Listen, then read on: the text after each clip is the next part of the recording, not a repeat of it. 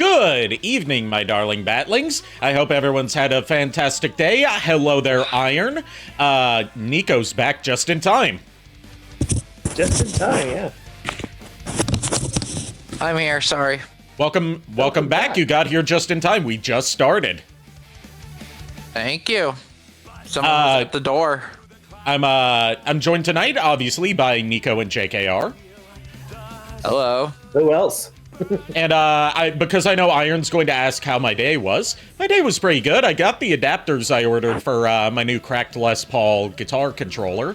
So I can now play all of the Guitar Hero games except for the DS ones on original hardware. The DS ones are still ones that I would have to, like, get the special guitar controller they made for the DS, and then get my DS modded so I can output its video feed to a capture card.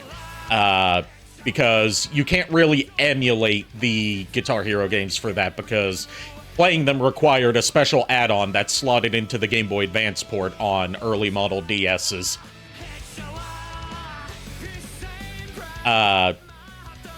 So, when I eventually get through, like, a Guitar Hero retrospective, those will be the ones I'm skipping over alongside, you know, like, the mobile phone games. But, yeah, look forward to that in the near future. I know that Sunday says Guitar Hero 3, but we're probably going to start with Guitar Hero 1, now that I can actually do that. Yeah. And we were talking about Sayu earlier, and our starting song is Chala Head Chala cover by Sayu.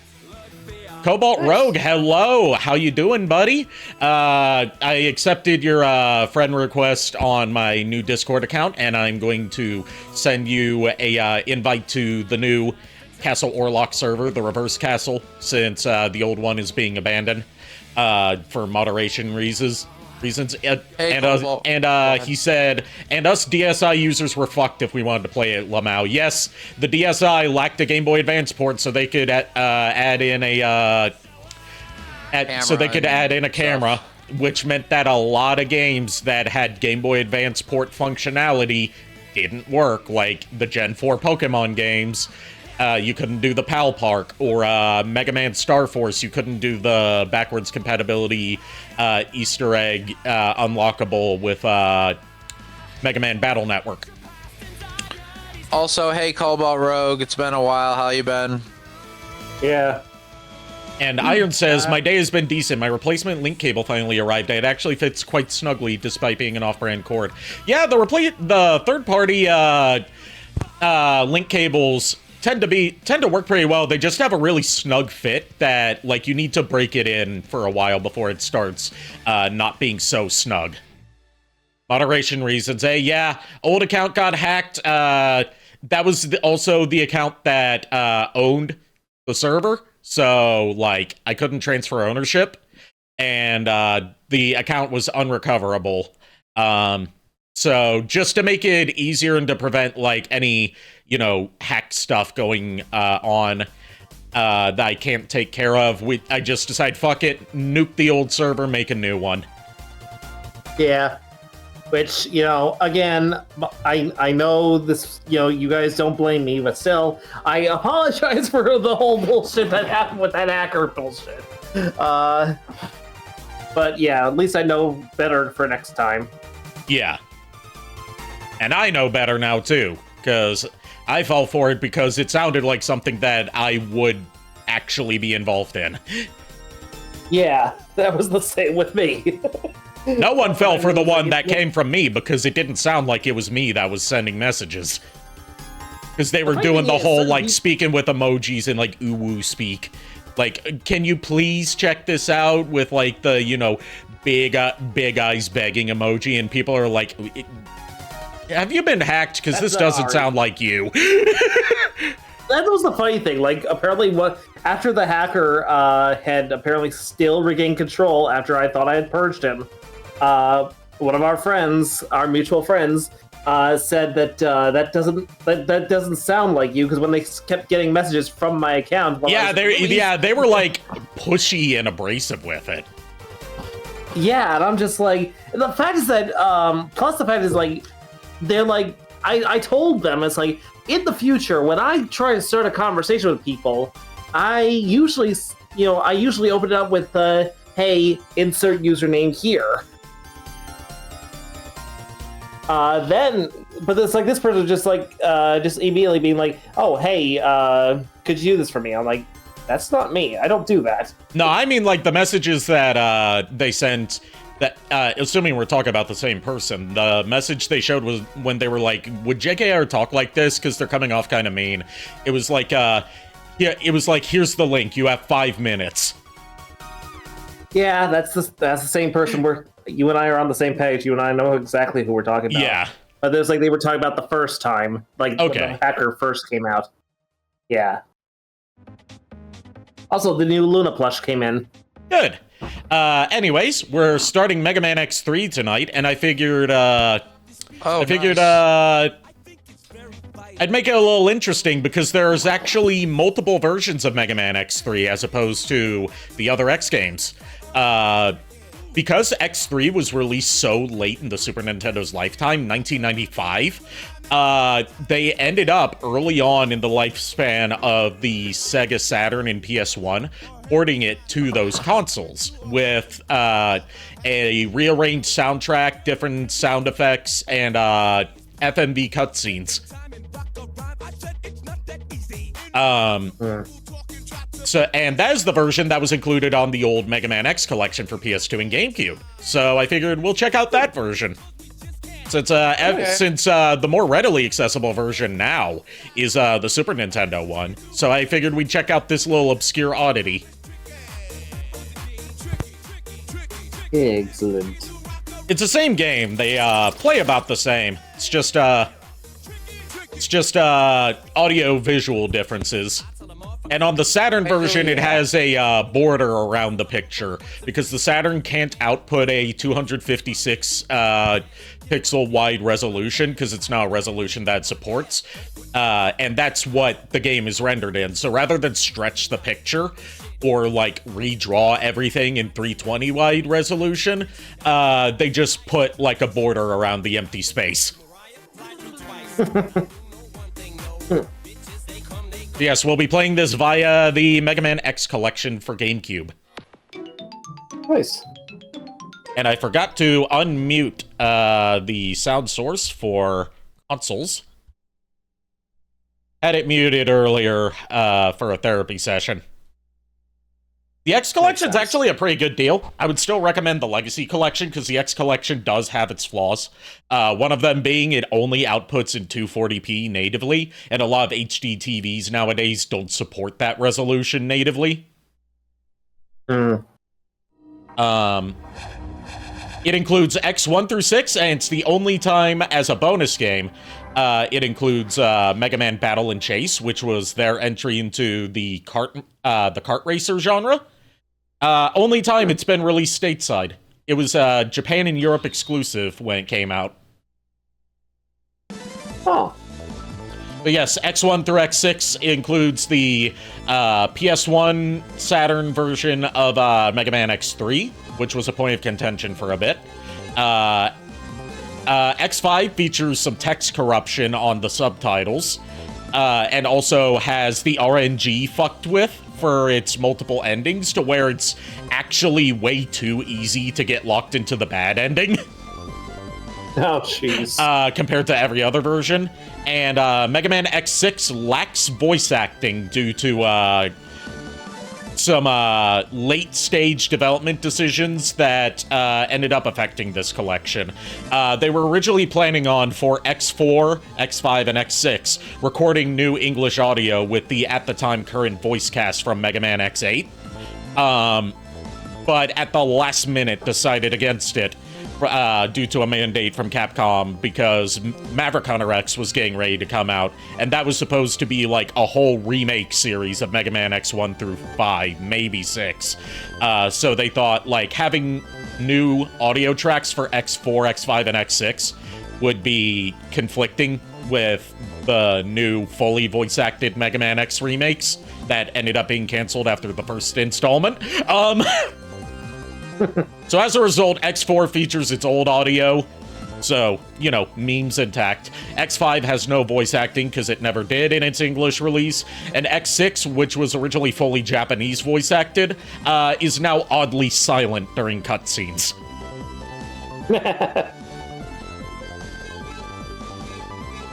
Let's see. How is this the first I've heard of Mega Man Battle and Chase? Because it's not like a highly regarded or like fan favorite Mega Man game, and the only release outside of Japan and Europe that's gotten is through this collection for PS2 and GameCube, which Capcom still produces new copies of the PS2 version. You can buy them on Amazon for $20.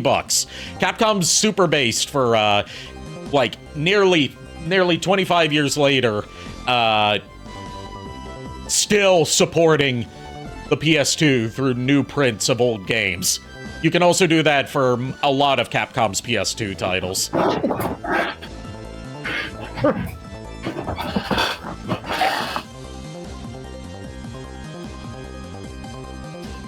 Alright, so X3 it is. I'm looking at my... Oh, sorry. No, go ahead. I was just looking at my avatar.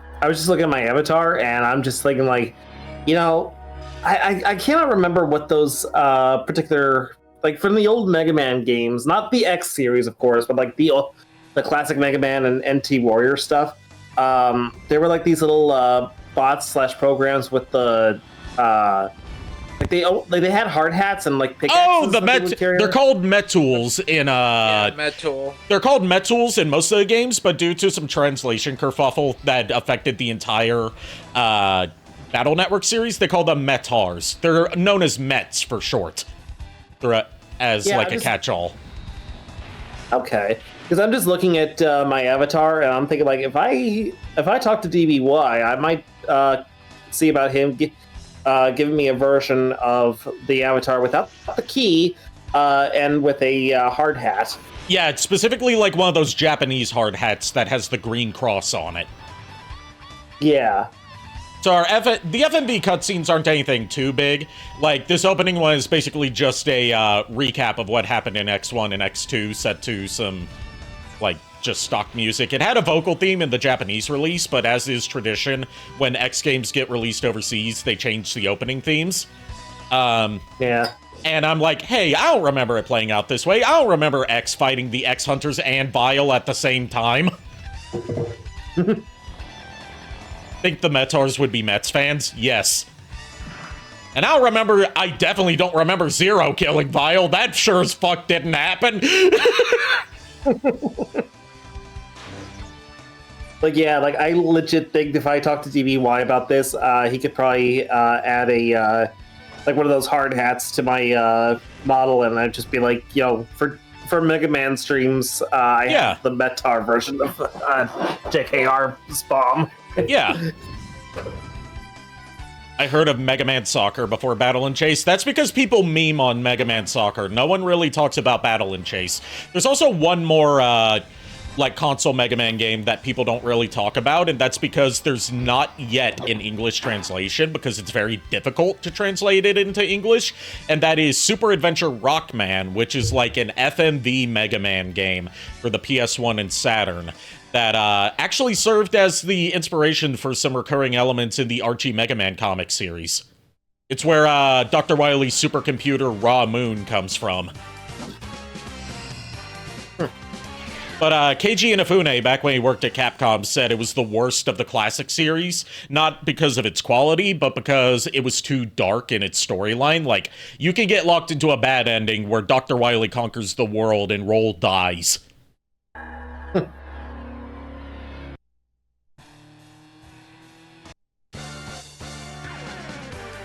Like, you can emulate it pretty easily, but there's no English translation of it, so you would be playing with Japanese text and Japanese voiceover.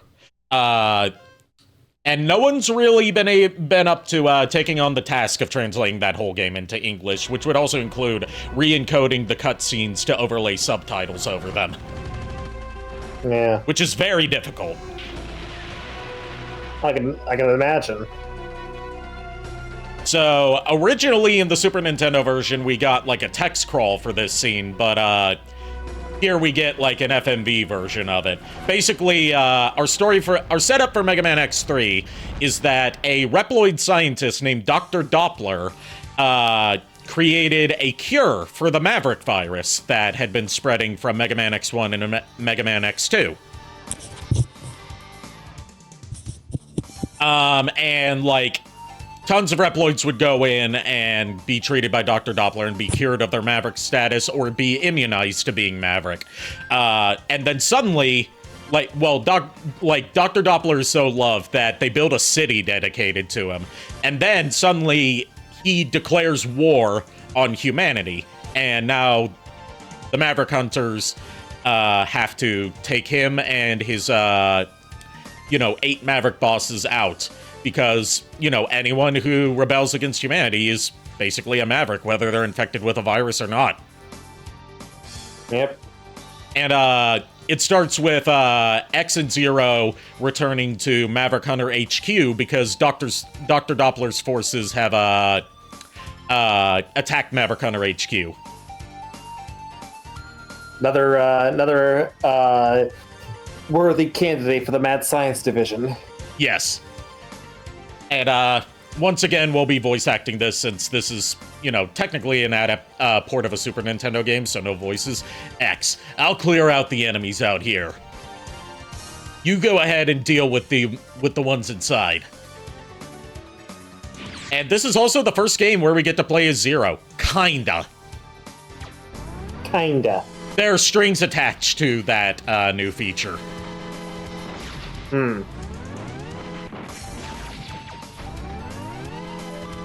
And I can guarantee throughout this playthrough, I will probably not be playing as Zero much outside of this tutorial stage.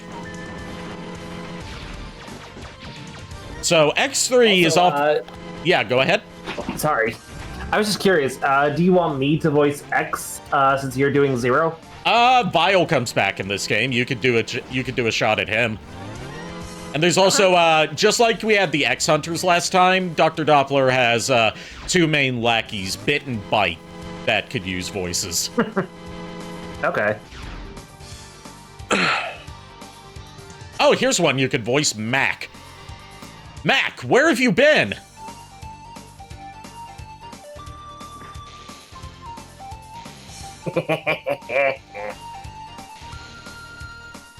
You're far too trusting, X. I'm now a member of the Doppler's army. Of Doppler's army, not the Doppler.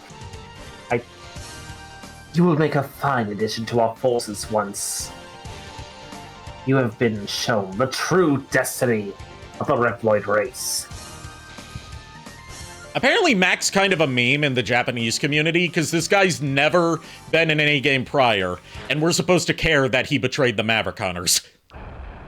Yeah. And he's a jobber. Zero takes him out in like 2 hits. Imagine if someone managed to adapt Super Adventure Rockman to a 2D style Mega Man game. Think like those Famicom adaptations of 7-8. Think that would be possible, Ari? They would have to take a lot of creative liberties because like the combat sections of Super Adventure Rockman are like first person, not like first person shooter, more like light gun section, sort of, except you're controlling it with a D-pad. It's like you gotta move the cursor around the screen to make sure that you hit the target. The rest of the game is like branching story paths depending on your decisions. So they could do it, they would just have to get creative with how they're adapting it. So the way Zero works is he has 3 levels of charge, and he starts out with max health, as well as a dash.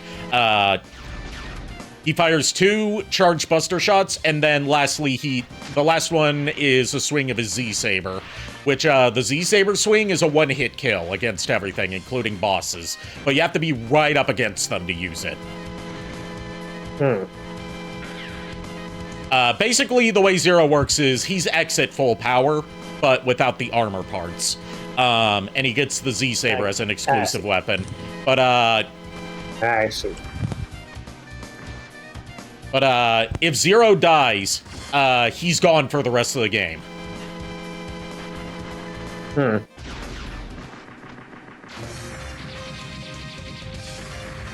And he also cannot just kind of like right the fuck. He also can't fight bosses Go or ahead, mini bosses. If you try to enter a boss room or a mini boss room as Zero, he automatically swaps back out with X. So yeah, I love how like Zero just comes right the fuck out of nowhere with a Z Saber slash. Yeah, I mean he's got it on his back. You can see it poking out of his shoulder. No, I know what I'm saying. Like your Zero was kind of like flashing because he had just been hit, and he just rematerializes to slash back. Yeah. Are you okay, X? Thanks, Zero. I'm okay. I'll check around headquarters again. Be on your guard, X. With the amount of Mega Man fan games there are, I imagine they could figure out area and level gimmicks out quickly. Yeah, they probably could, especially because most of the bosses are just returning Robot Masters from previous X games. Or Mega Man classic games, I should say.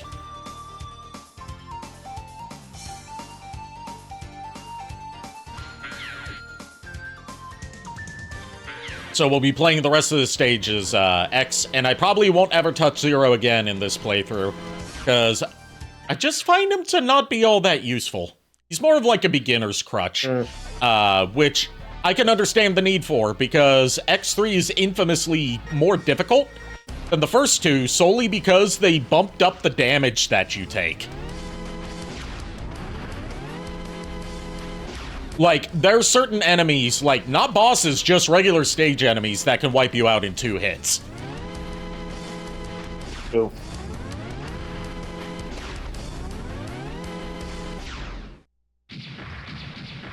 So that's our intro stage taken care of.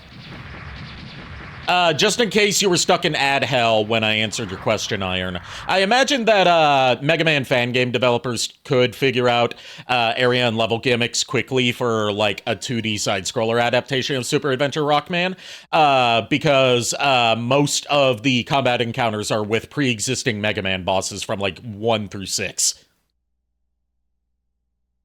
So a lot of that work's already taken care of in terms of designing a boss fight. We're not there yet. We're gonna get there, but we're not there yet. Looks like we've swept most of the enemies out of here. I'll go back and check on headquarters. Call me if you need me. See you later, X. Don't worry, I wasn't in ad purgatory. Okay, good to know.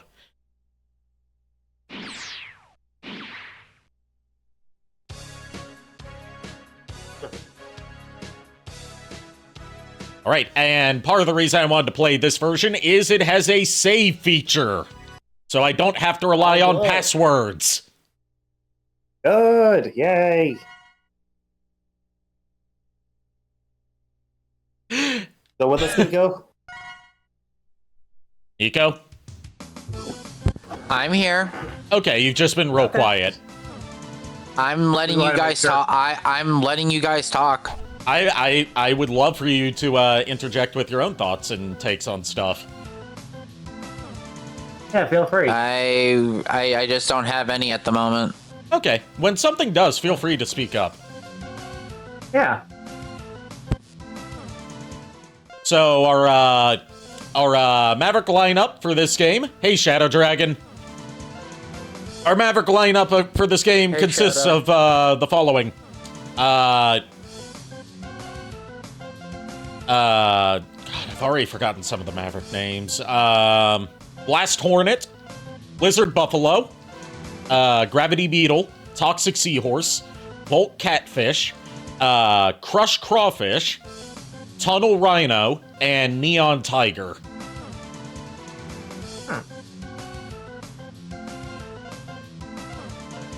And as a first for the series, there are armor-related stuff in every stage instead of in just 4 of them. We will get to that when we get to that. But since this game's very difficult when you're starting out with, like, minimum life and no armor parts, I have a strategy that I do, which involves basically entering and exiting stages to grab like hearts and sub-tanks and armor pieces gradually, and then taking on the bosses. I tend to start with Tunnel Rhino. Well, technically I go to Blizzard Buffalo first to get the boots, because that gives you a two-way air dash. And then I take on Tunnel Rhino, because with the air dash, it's easier to jump over him when he attacks. I see. And we get FMV intros for each boss. And famously, Blizzard Buffalo's name is misspelled.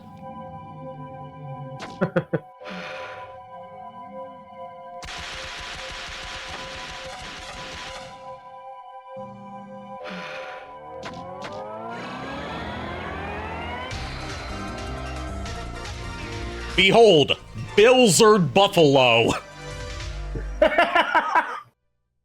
Whoops.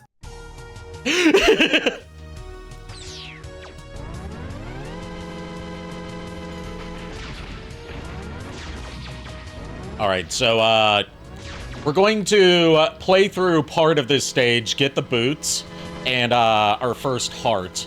And, then, intentionally game over to get out of the stage. So we can take on Tunnel Rhino and then follow a weakness and progression chain from there. Up to this. Because, like, Tunnel Rhino tends to be the easiest to take on with the Buster only, but having the air dash definitely helps.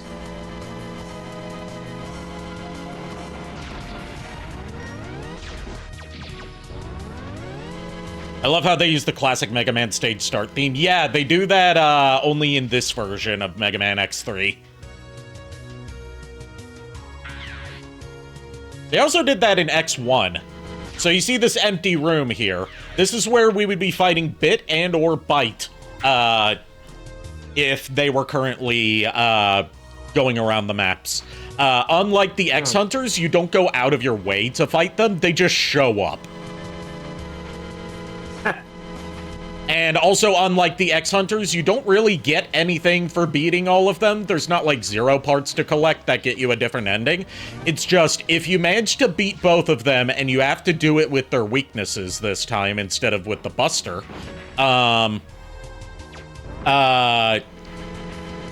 you get a different boss fight at the first Dr. Doppler stage instead of fighting the combined form of Bit and Byte.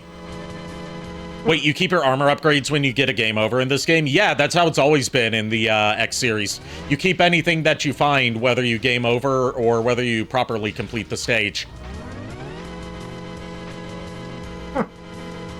It's a really good design choice that persists throughout even the worst of the X games. It makes it so, like, if you're stuck on a stage, you can visit another stage and, like, get some upgrade parts from there, and then come back to the stage that was giving you trouble. So basically, they pull a Kenobi and drop in unexpectedly, think like that scene in Episode 3. You mean, like, hello there?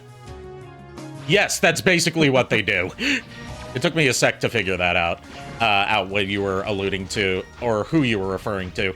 Yes, Bit and Byte basically do that, and they keep spawning until you either beat them or game over, in which case they go to a different stage. And also, unlike the X-Hunters, it doesn't show on the map where they currently are. Alright, so the boots are over on this other side. I have to carefully dash jump over them. Ah, barely missed it. Another reason I'm playing this CD version of Mega Man X3 is I prefer its soundtrack. X3's soundtrack on Super Nintendo was composed by actually the composer for the first Castlevania game on NES. But uses that kind of NES approach to soundtrack design in that they are very short loops. That get very grating with the sound font used for X2 and X3 with those whiny guitars. So, like, the tracks are still short here, and you can hear where they end, and then restart more clearly, yeah. But it's nicer instruments. I did like the bug like helicopter at the beginning of the game. Yeah, Like the design on that. it's basically the like a alternate take on those B troop carriers from X1. Yeah. Like honestly, like here I go again, equating these things to like Transformers stuff. I can just imagine like the Decepticons having their own like heavy trooper thing where it's like maybe like Blackout on Cybertron or something like that. Like he's dropping off having a big guy that has an alt mode that would normally be used for troop deployment as not only a brute but as a troop carrier. Like exactly. I can also see Astro Train doing that. Yeah, I can see Astro Train. Mainly Blackout for me, just because I was like, I like the way that that particular helicopter thing looked, because it just made me think of animated Blackout's design. Yeah, where he's kind of bug-like in his face. Yeah. So what you're saying is you could have encountered one of them in that previous room? Yes, but only after beating 2 stages. And they don't appear in stages you've already cleared. So, first Dr. Light Capsule. Enter this capsule, X.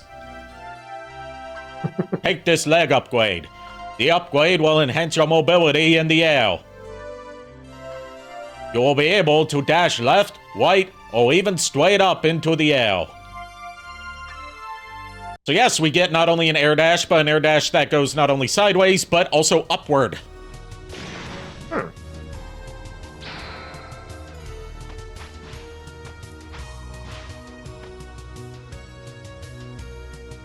Yeah, the armor in this game is pretty damn powerful when it's fully upgraded.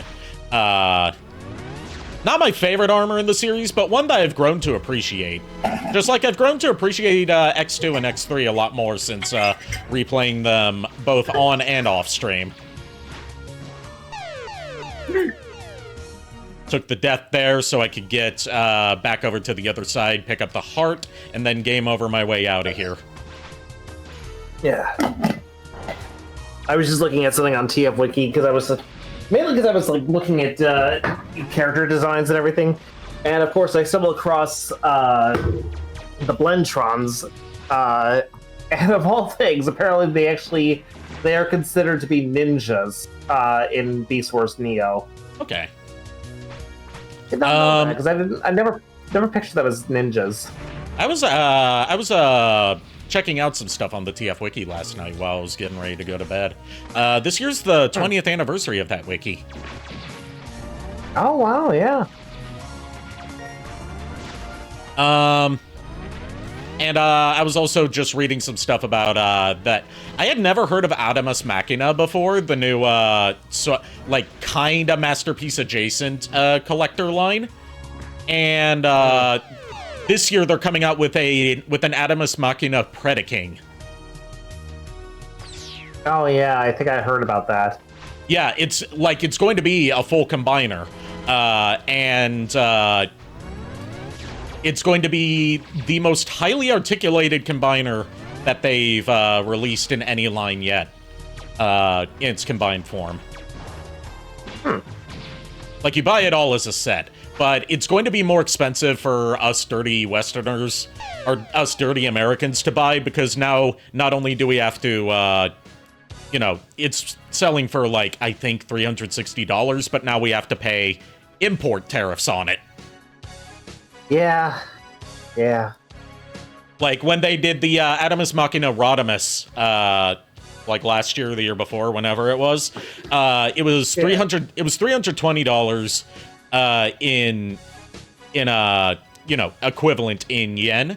But if you were to import it to the US, you would be paying like nearly $600. Yeah. I've spent some time on the wiki myself, how I learned that on one Earth, Stark had an anti-Transformer armor. Yep, that's because the original Transformers comics were published by Marvel. and were initially set in the broader Marvel universe before gradually being treated as its own separate thing. Pretty much. That's also why, if you buy a lot of the reprints of the Marvel comics, they're edited to remove direct references and appearances of Marvel-owned characters. From what I understand, Skybound actually has managed to get the okay from Marvel to do that when they reprinted the comics in trade paperback collections. I could be wrong, but that's what I'm. That would be that would be impressive if it does happen, because like I know IDW for the longest time had issues with like especially Circuit Breaker having to be like just blacked out in panels that she appeared in. Right. With Circuit Breaker being a Transformers comic character that the people over at Marvel intentionally debuted outside of Transformers, just so when the Transformers license expired, they could keep the character. Mm-hmm. So technically, they could be like, well, her first appearance wasn't in Transformers, so she's technically part of the Marvel Universe, not Transformers. And then they proceeded to do absolutely nothing with her. Yeah, there was a lot of sneaky shit like that in the 80s and 90s era of Transformers comics. Yep. And, there's still some sneaky shit going on, like in the 2000s, apparently. Like, for one thing, the entirety of Dreamwave.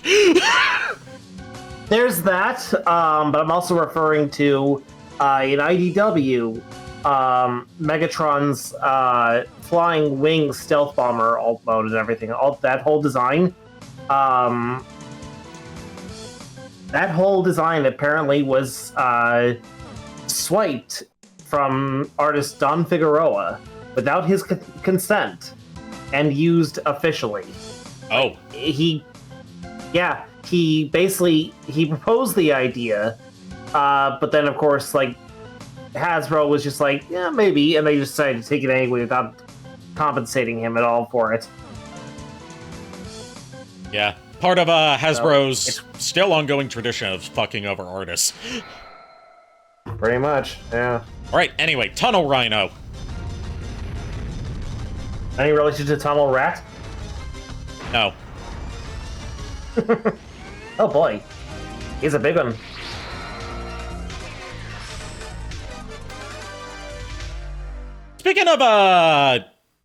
Speaking of rats and Transformers, I found out an early BotCon, like Beast Wars era BotCon, exclusive figure that was proposed mostly as a joke, but I still kind of wish it happened. Like, you know how in Beast Wars we got Optimus Primal and we got Ultra Mammoth, right? Yeah. They proposed whoever was running BotCon at that era of BotCon's existence had the idea of like, hey, what if one of our exclusive figures this year was Hot Rod or Rodimus in with the Rat Trap mold redecoed and retooled to look more like Hot Rod or Rodimus, and we call it Rodamouse. I mean, with a name like that, I'm like, okay, yeah, that's just dumb enough to actually sell. But they never made it. It was mostly just pitched as a joke. Yeah. I wish they did. And if I get my hands on a intact Transmetal Rat Trap, because I do have Transmetal Rat Trap, but it's missing like key components. It's my one from my but also just like parts of it have worn down from being in storage for 20 years. It's my childhood one. But like get that customed into an actual Rodamouse. Yes. I could get Chuck to do it if he's up to the task of customing a Transmetal figure. Yep. Semi-related to Mega Man, but I won't lie, Tunnel Rhino's weapon was one of my favorites to use in the fan game Mushroom Kingdom Fusion. Hey, Timo! Hey, Timo. Hey, Timo. I think I've heard of... How are you? I think I've heard of Mushroom Kingdom Fusion. I might be thinking of Super Mario Crossover, though.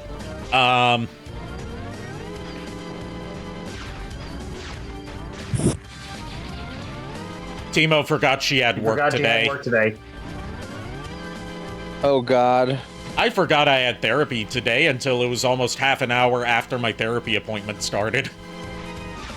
Oops. I still made it, though, because my therapist is very patient with me, and also, it's telehealth, so I don't have to worry about driving anywhere. Yeah, I like the telehealth sessions, but, even I actually just started scheduling my therapist for, monthly, because I just, I'm so busy, I can't really sit down every 2 weeks to sit with him. Yeah, I can't really schedule in-person sessions with my therapist because she is in Seattle. Oh, yeah. I've been doing telehealth sessions with my therapist pretty much ever since COVID, honestly. I've been meaning to meet up with him again in the office, but the problem is I don't have a car anymore, and he lives out in one of the surrounding suburbs for his office. So I'm just I can't really get out there easily. Yeah. As opposed to yesterday when where I arrived at work 30 minutes early, I was 30 minutes late today. Okay, so not too terribly late. Yeah. I hope you didn't get written up for that, Timo.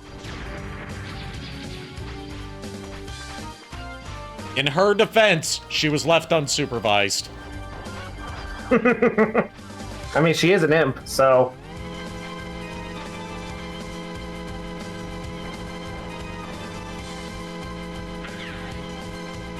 Just late enough to be laughed at by coworker. Okay, so you just got judged. You just got judged in that way instead of in a way that would affect your employment. I thought it was a day off. It could have been so much worse. Yeah, you actually showed up in time to still do your shift, so that's that's a win. Yeah.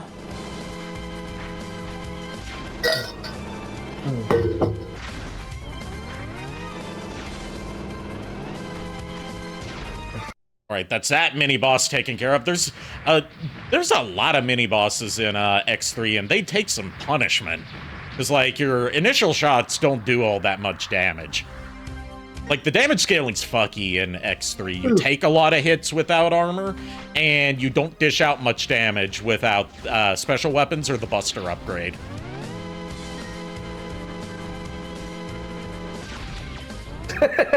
You got a text saying, "Are you coming in?" And you responded with, and you quote, "Fuck." So is that a fuck yes or a fuck no? That's a fuck me. I mean that's just an accurate response. Pretty much, yeah. It's an appropriate response.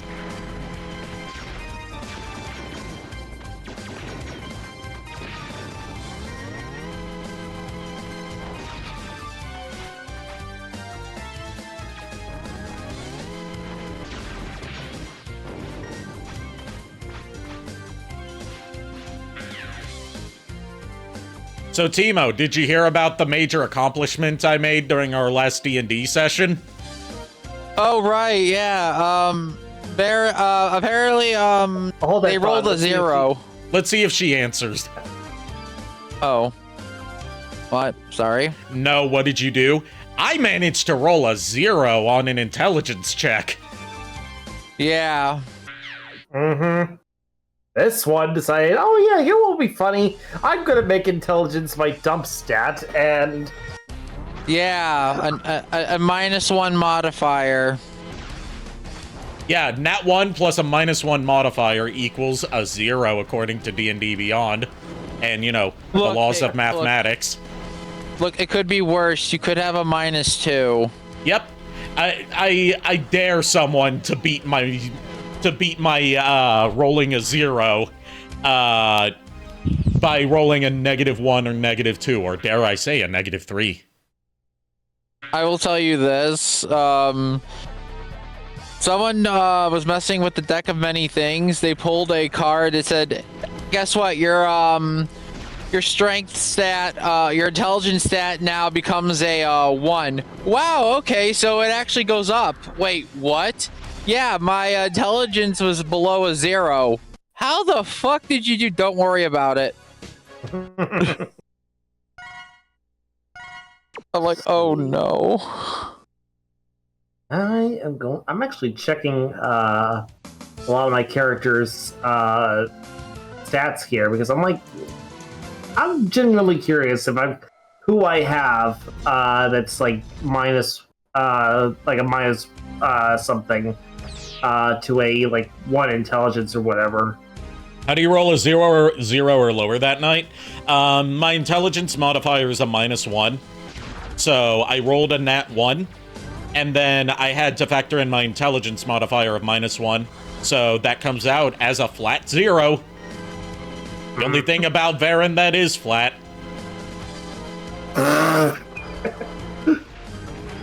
Well, again, all her brains went to her boobs. Let's see.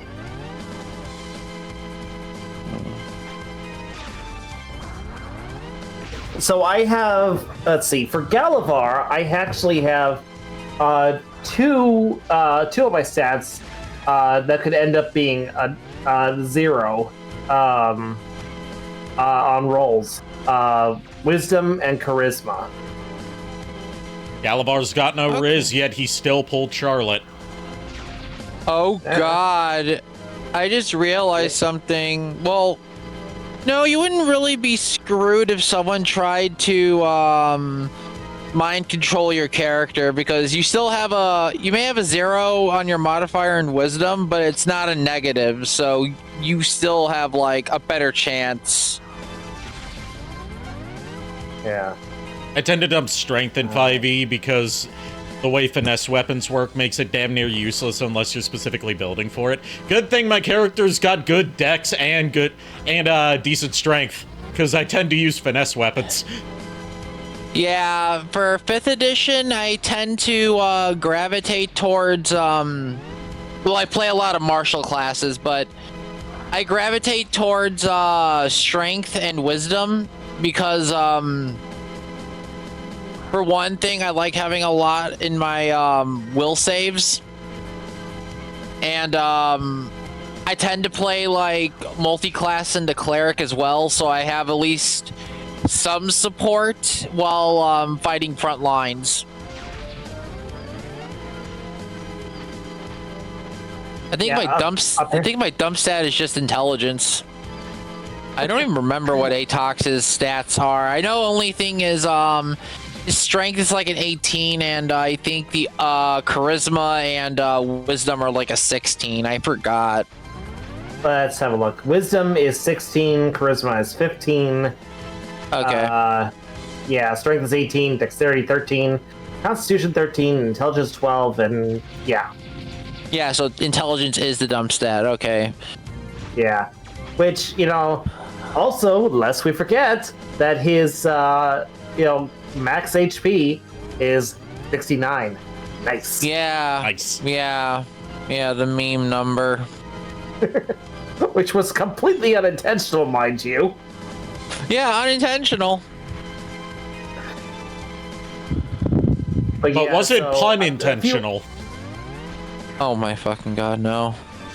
Nico, did you hear something? Yes. No, I did not. Anyway, I'm also looking at a few of my other, like 3 of my other characters. Okay, who bonked and why? Shadow Dragon bonked. Thank you, Shadow Dragon. I mean, fair, but at the same time, why bonk? She didn't do anything horny yet. I think it was more for the pun intentional. Fair enough. Then I would have just thrown, you know, if I were the one doing that, I would have thrown an anvil at you. And you tend to miss with them, so... Wanna bet? I said tend to, not always. And no, I don't want to bet. I have to save up my money for my new model. Hey, who said anything about money?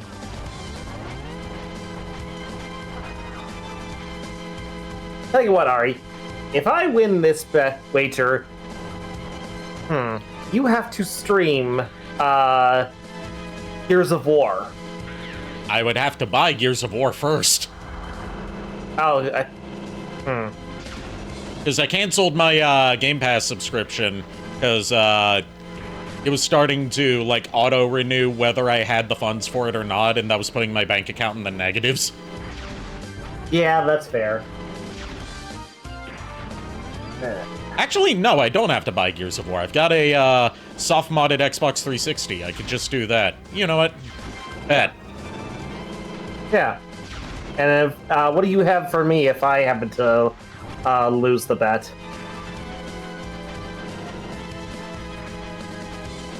I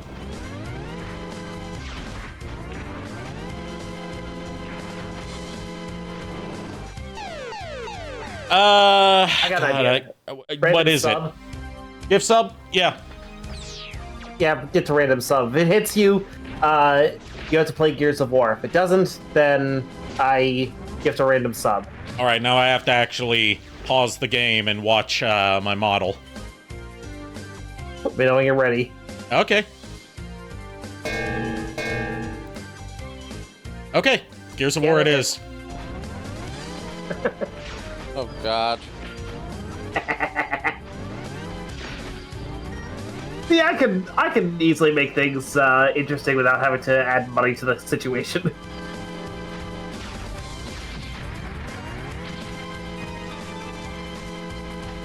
Gears of War, more like Gears of War. I kid. I've never played Gears of War.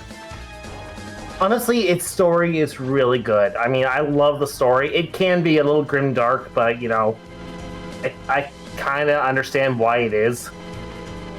My main thing has been ever since the pre-release for Gears of War, when I saw it being, like, hyped up in the official Xbox magazine, I was like, okay, but why are they all so muscly and have necks as thick as tree trunks? In other words, the epitome of too angry to die. If only.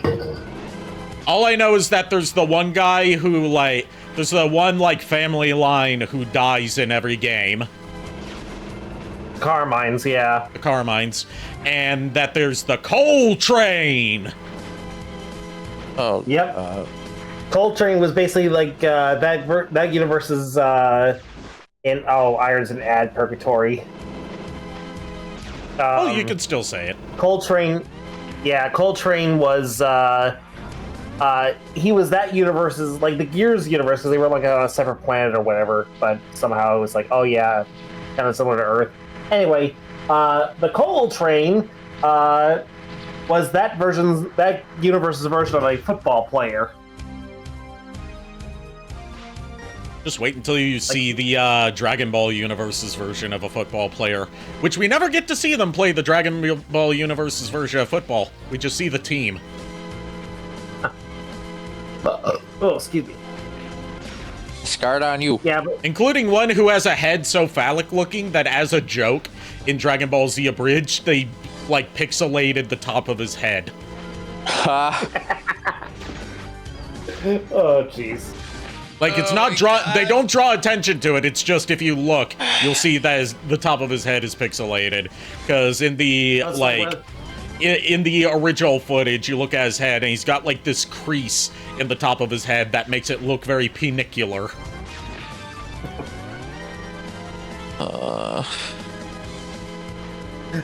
This hurting your brain, Nico. I'm just like half of my body is tired. The other half is just trying to process everything that's going on right now. So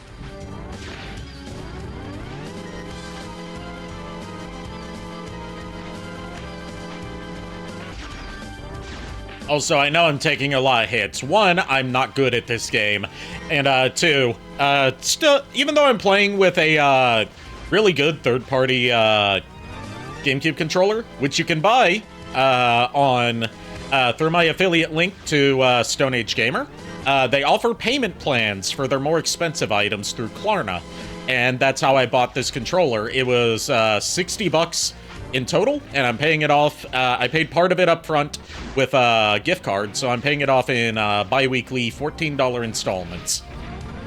Oh, nice. So Not sponsored, by the way. Not sponsored, but I do have an affiliate link, and every purchase through there gives me a little kickback. Yep. Like if you find something on Stone Age Gamer and you find that it's a bit too rich for your blood, but you to like pay it all up front, you can try through Klarna to pay in installments, and there's 0 interest fees on that. Nice. Yeah, PayPal does something similar with the whole pay in 4 thing. Yeah, but PayPal you have to like apply for it. Klarna, it's just like you just sign up and they let you do it. Okay, cool. I mean, I always do it because it's like, you know, I mainly just do it so that way I can, like, you know... This was the first time I had done it, and it worked out fantastically. Good to know. And they'll send you an email to let you know when a payment is about to come up, so they don't surprise you. PayPal does the same thing, actually. They do tell you at least a day or two in advance, saying that it's like your next installment is coming up.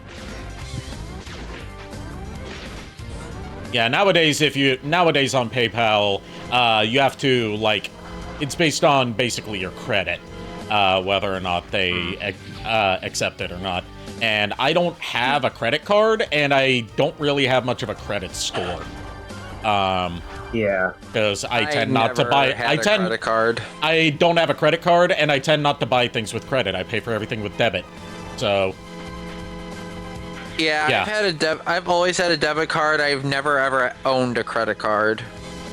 I actually do own one credit card, while the others are just, you know, on my mom's account with my, you know, with the card in my name. And it's a Target red card, only because that damn thing was the only way I could actually get certain figures from Target back in the day. Yeah, they're exclusive figures. For a while, you had to have a Target red card in order to even buy them, even though they were on the store shelves. Which is stupid. Like, oh, you found the thing you wanted and you took it up to the register? Do you not have the right card? Otherwise, sorry, you're gonna have to put this back. Yeah. It was insidious.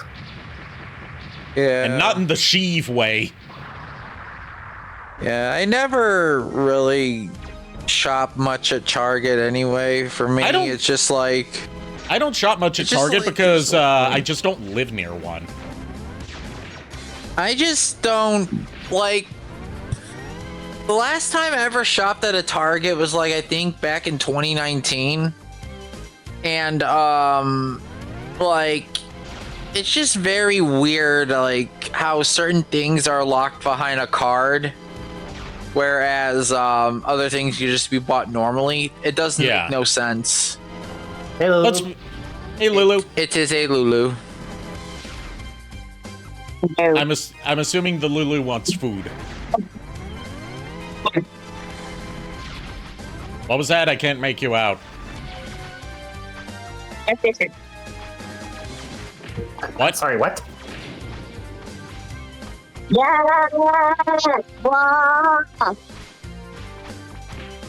You're really muffled and cutting in and out. What do you want me to make you?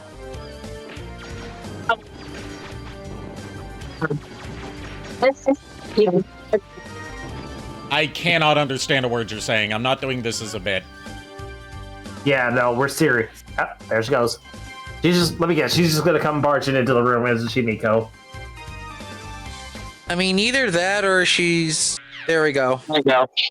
Woof. Woof. Woof. Woof. Woof. Woof. Woof.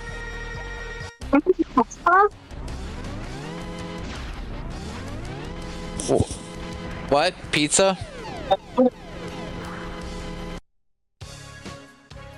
Here, hold on.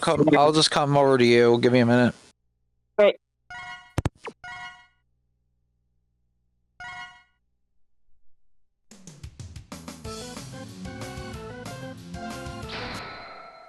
Or the reason I'm going after, like hyper focusing on Tunnel Rhino, even though, like I said, this game's a bitch when you're starting out, is because Tunnel Rhino's weapon is why I need to get the next armor piece.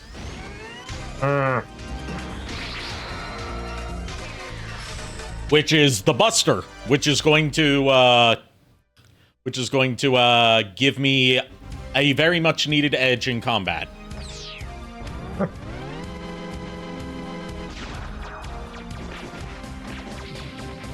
And it's also needed to get our first ride armor, because ride armors are a collectible in this game instead of just being a stage mechanic. Only game where they did that, because it wasn't a good idea. And you need Tunnel Rhino's weapon to get the base ride armor, which you then use to get the other ride armors. Like, you can pick up, like, the unlock for any of the ride armors, but if you don't have that base model first, you can't use them. Like, there's a lot of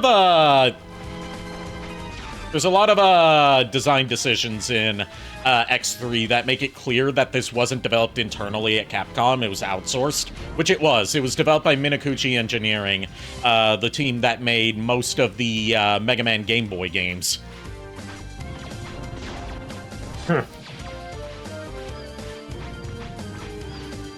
Like, they're not bad developers, it's just you can tell that there were design decisions made here that the Mega Man X team at Capcom wouldn't have done.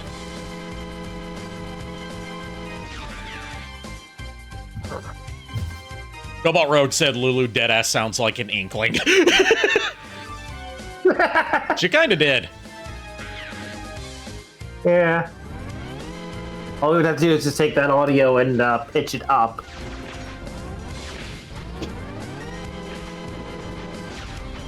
But you probably kill one of us for that. And yeah, that's why you should do it. I'm sorry.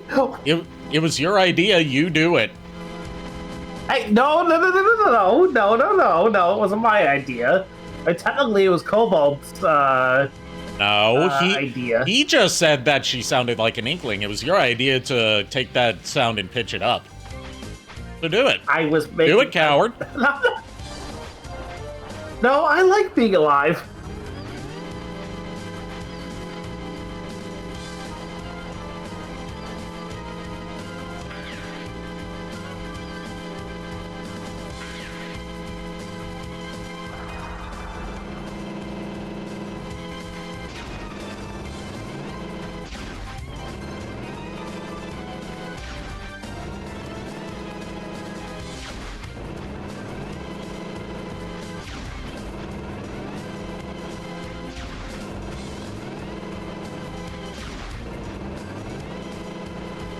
Okay, so yeah, I was looking at something for my D&D stuff, because like one of the characters I have in the back row is a mountain dwarf ranger named Grimbraids. But the thing is, I haven't played him in years. But one of the things is, I made it specifically with the idea that he hunts like one particular type of monster, and only that. Like that's his preferred prey, basically. Okay. I wrote him at a point in time where I was obsessed More so than I am now with the legend of the Wendigo. So his whole backstory is that he's hunting a Wendigo. Could be worse. He could be hunting the Wendigoon.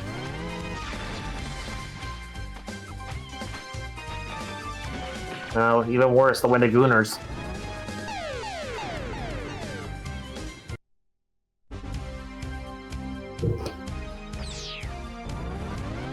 Look, I what just the want to cheer you Wendigooner... about, Look, what the Wendigooners Wendigoon to is their business.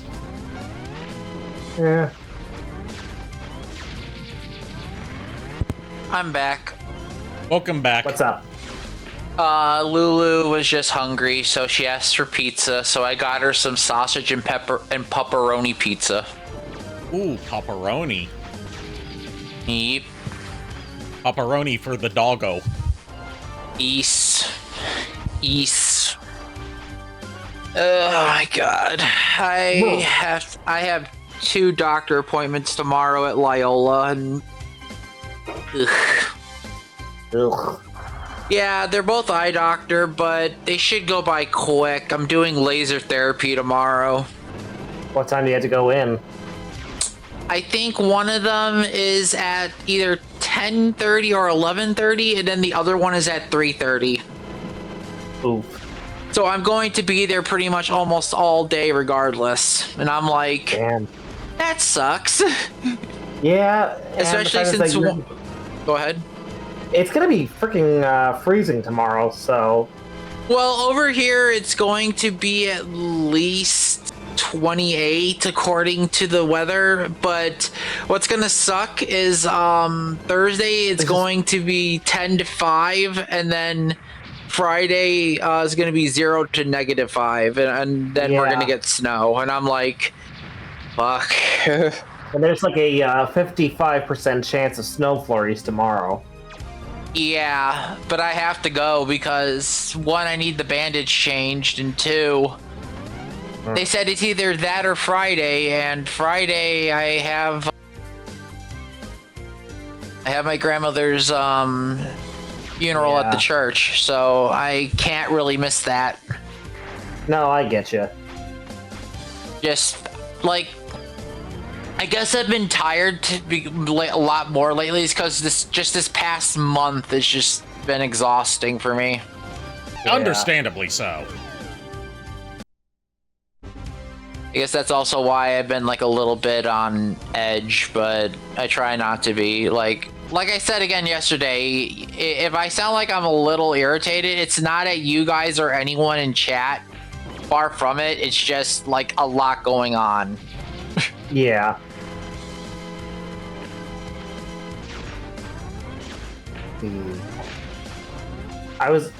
So, get this. I was looking at TF Wiki's the category for gladiators, because I was just like trying to think, it's like, how many freaking gladiators have there actually been in Transformers?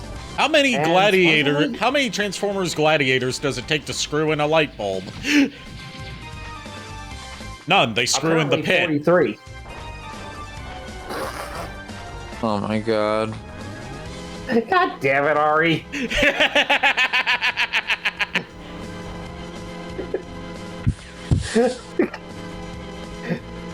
You're grounded. Good. I don't like When is being in the. I don't like heights anyway. Even I was gonna say, even though technically you could turn into a bat, but then again, you don't really have to use your wings. Yeah. Why don't I? Why don't you ever see me turning into a bat? Because I'm afraid of heights. Also, hydraulic press. Yep. Squeeze!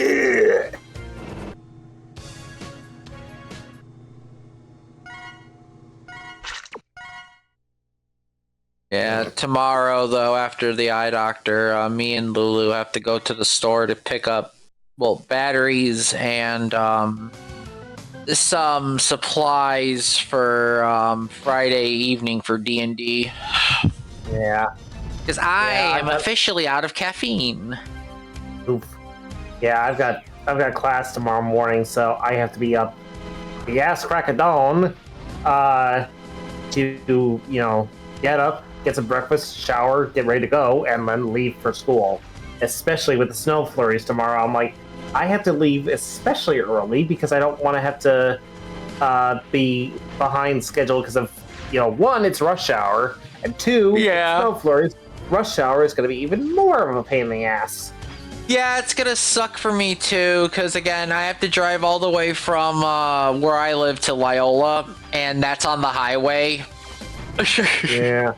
And I'm like, no. Wait, you're worried about rush hour? Don't you dare. What does a Jackie Chan movie have to do with you getting there?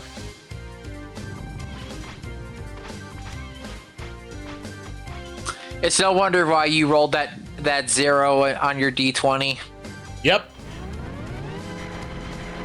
And yet I still, I make up for it with my natural charisma.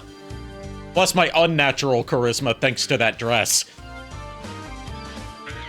Yes, especially since the fact you entranced one of your party members into pretty much becoming mindless and drooling. Yep. And to think it wasn't me that managed to naturally sway the skeletons in the ship. No, that was also Vix. That was Vixie. That was also Vixie. That was Vixie. Yeah, I know it was Vixie. I'm saying it's funny that it wasn't me, the one with the ridiculously high charisma rolls. I'm just saying, Vixie getting very, very aggressive. Oh God.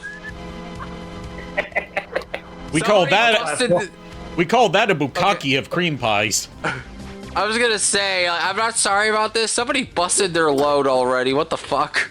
That was JKR. He busted his load all over my face. Oh, fuck off, you two. I think you kind of already done that on stream already, buddy. Ba-da-ba-ba-da-ba. Wow. Good night, everybody.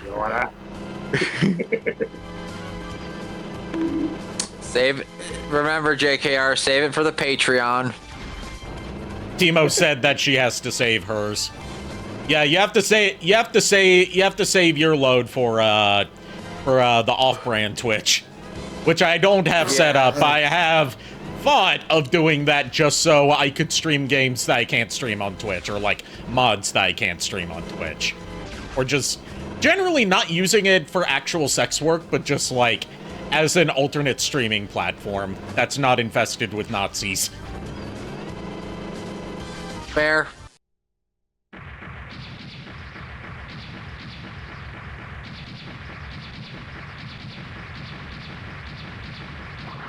I'm not saying Twitch is infested with Nazis. I'm saying that about a lot of the streaming platforms that aren't Twitch are infested with Nazis.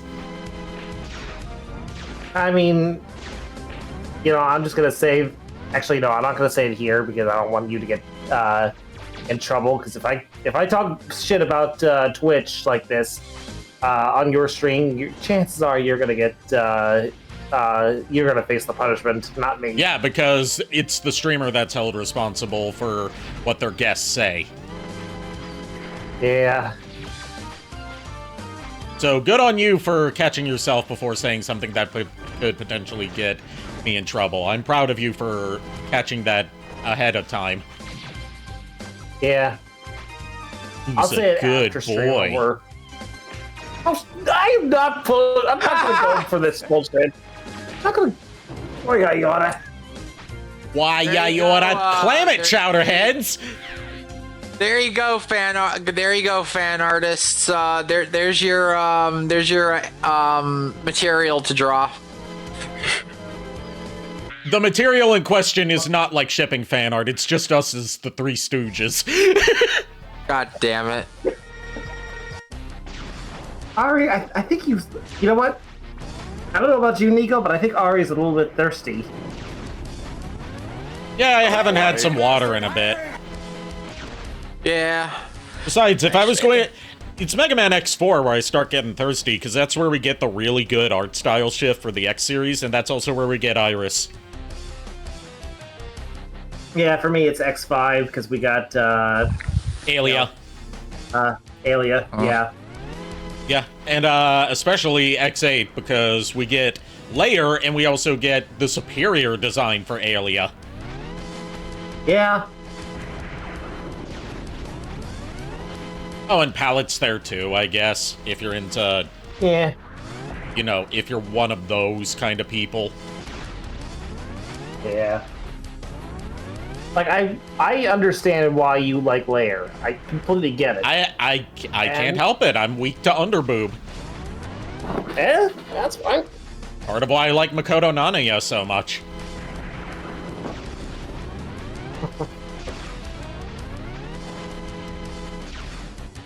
Alright, Tunnel Rhino, finally defeated. Only took an hour and a half.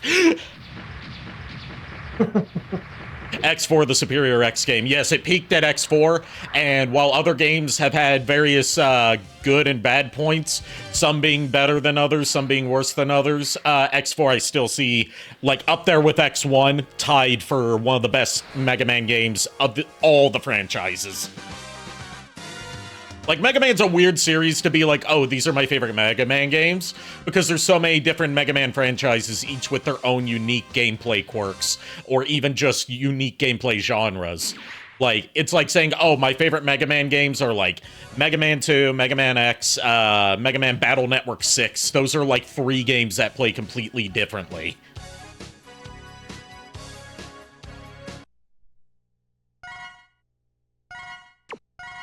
And that's part of what makes the Mega Man community so cool. And what makes, despite, you know, people being intimidated about, like, oh, where do I start with Mega Man? It's what makes it an easy franchise to get into, because there's a Mega Man out there that caters to just about everyone. Yeah. They ruined Zero's hair in X8. Zero's hair looked its best in X4, especially with that one sprite he has on the stage select screen where he's like clenching his fist and looking angry. His hair's like spiking outwards. It's so fucking good looking.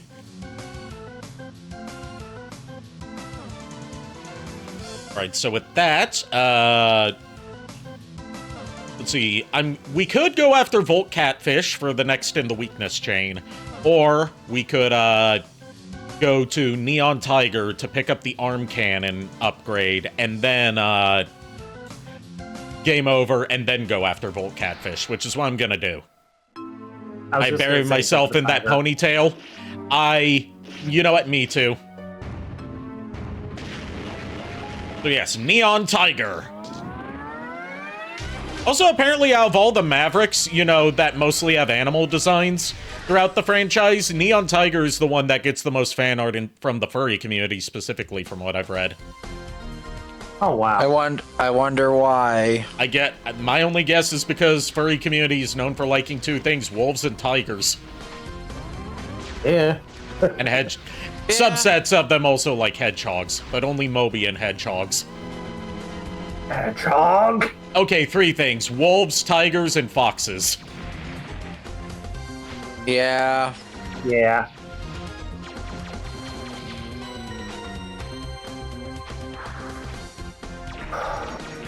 You'd think that Zero was part horse with how luscious that ponytail is.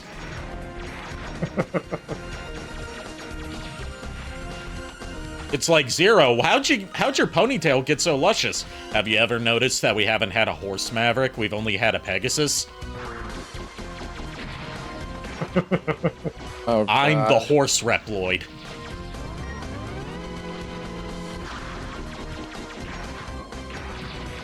But you don't look like a horse. Look at my floof. That is the horse part of me. So Zero, what you're saying is you're Umusu? Umamusume. Technically Umamusume? no, because there is canon statements from the creators of Umamusume that Umamusume can only be female.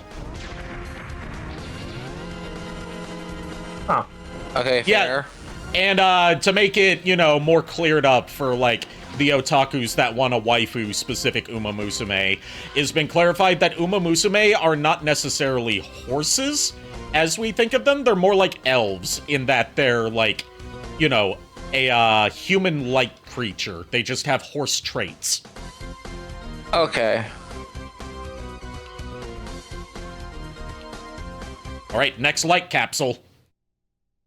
Look, at least it's not as cursed as my horse prints that Nintendo did. They're horse spirit-like beings. Basically, yeah. And it's also canon that if, like, a human and an Uma Musume were to breed, it would always come out as an Uma Musume. Sounds about right. Not that they would ever show that happening, because there's an official, like, ban on not safe for work depictions of Uma Musume in fan works.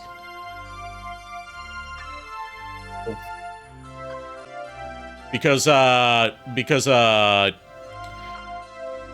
well, two reasons. One, these are based on real-life horses that have, like, you know, images to keep up, and, you know, there's that awkwardness to it. And also because the Yakuza is very heavily tied to Japanese horse racing. Yeah. Anyway, enter this capsule. What, X? Take this X-Busto upgrade. The upgrade will increase the strength of your charge shots. You will be able to shoot 2 charge shots at once. If timed correctly, you can overlap the shots to create a single cross-charge shot. The upgrade will also allow you to charge any special weapon.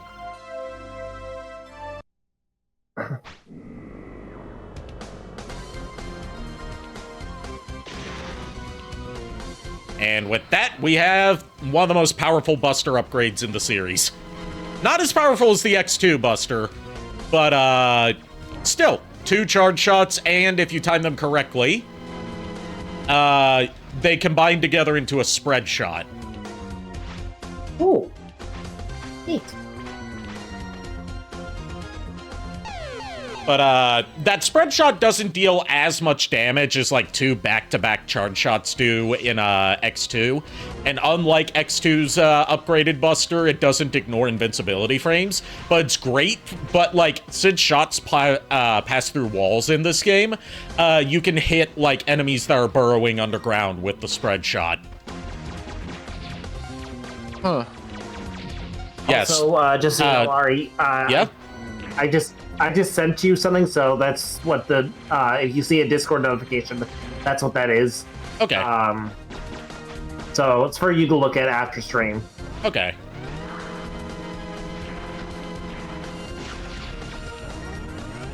Wanted to let you know. Okay, thank you. Yep.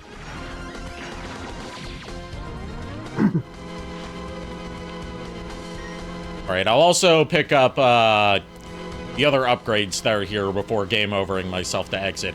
Oh yeah, and also a bit of a unexplained upgrade that the arm parts do in X2 and X3.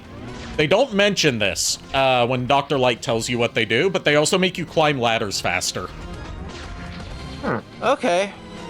Like, significantly faster. Like, watch and go. That is fast. That is a speedy bitch. Fast as fuck, boy. I'm fast as fuck, boy! The moment you say that, you just get shot off the ladder. It has happened. Like, this mini boss here is a good example of how the cross charge shot can come in handy. If I can get him to come down, that is. Like that. I can hit him his weak point, which is his head, while he's underground.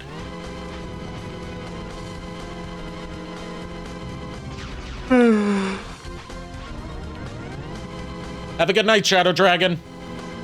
Have a good night, Shadow Dragon.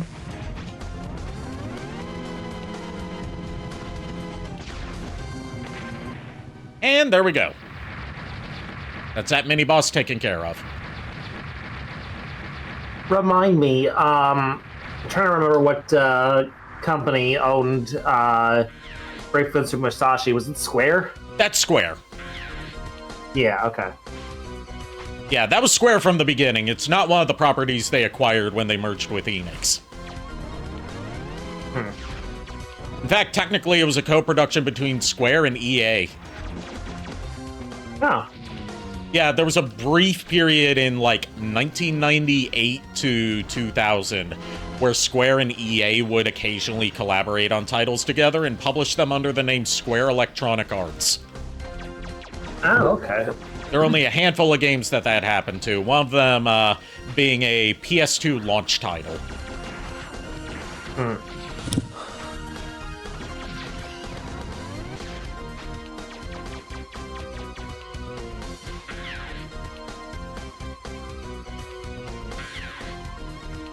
But that's why, like, if I get back to Brave Fencer Musashi, which I will someday, and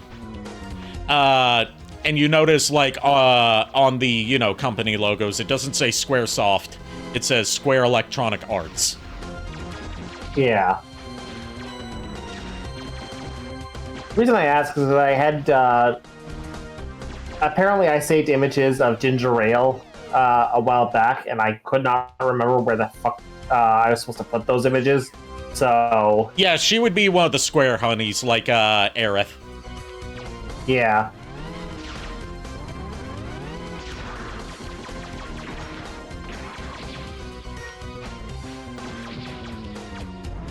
Ginger Ale and Bubbles are characters that I have some mixed thoughts on. You know, not design-wise, just more so their roles in the story.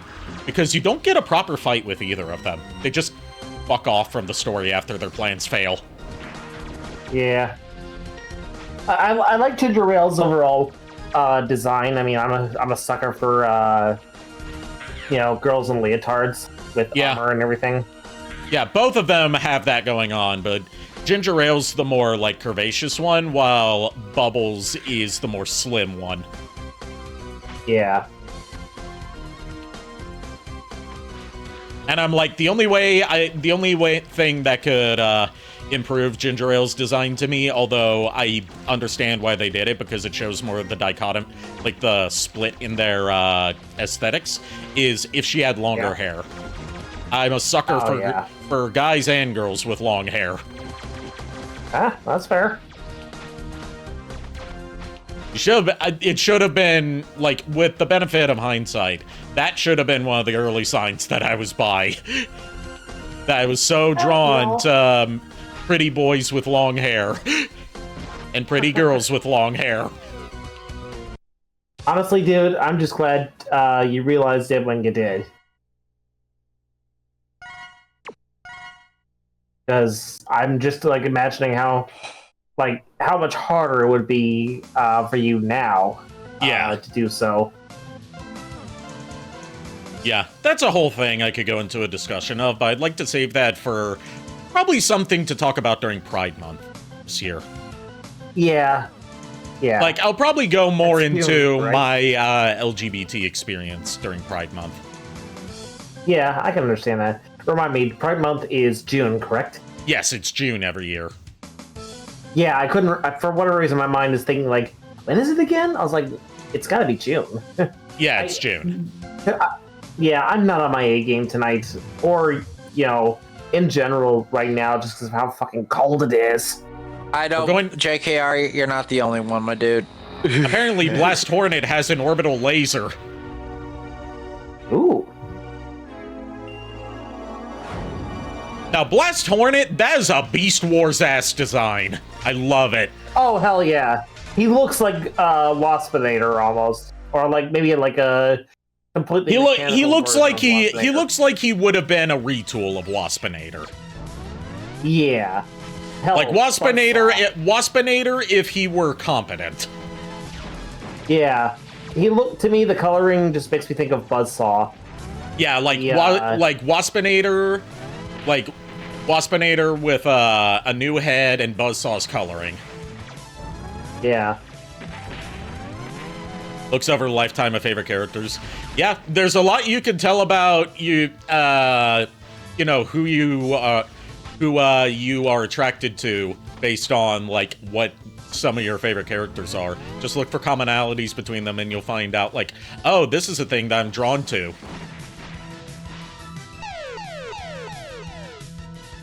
That's how I figured out that I like long-haired pretty boys, and that's how I figured out I like busty women.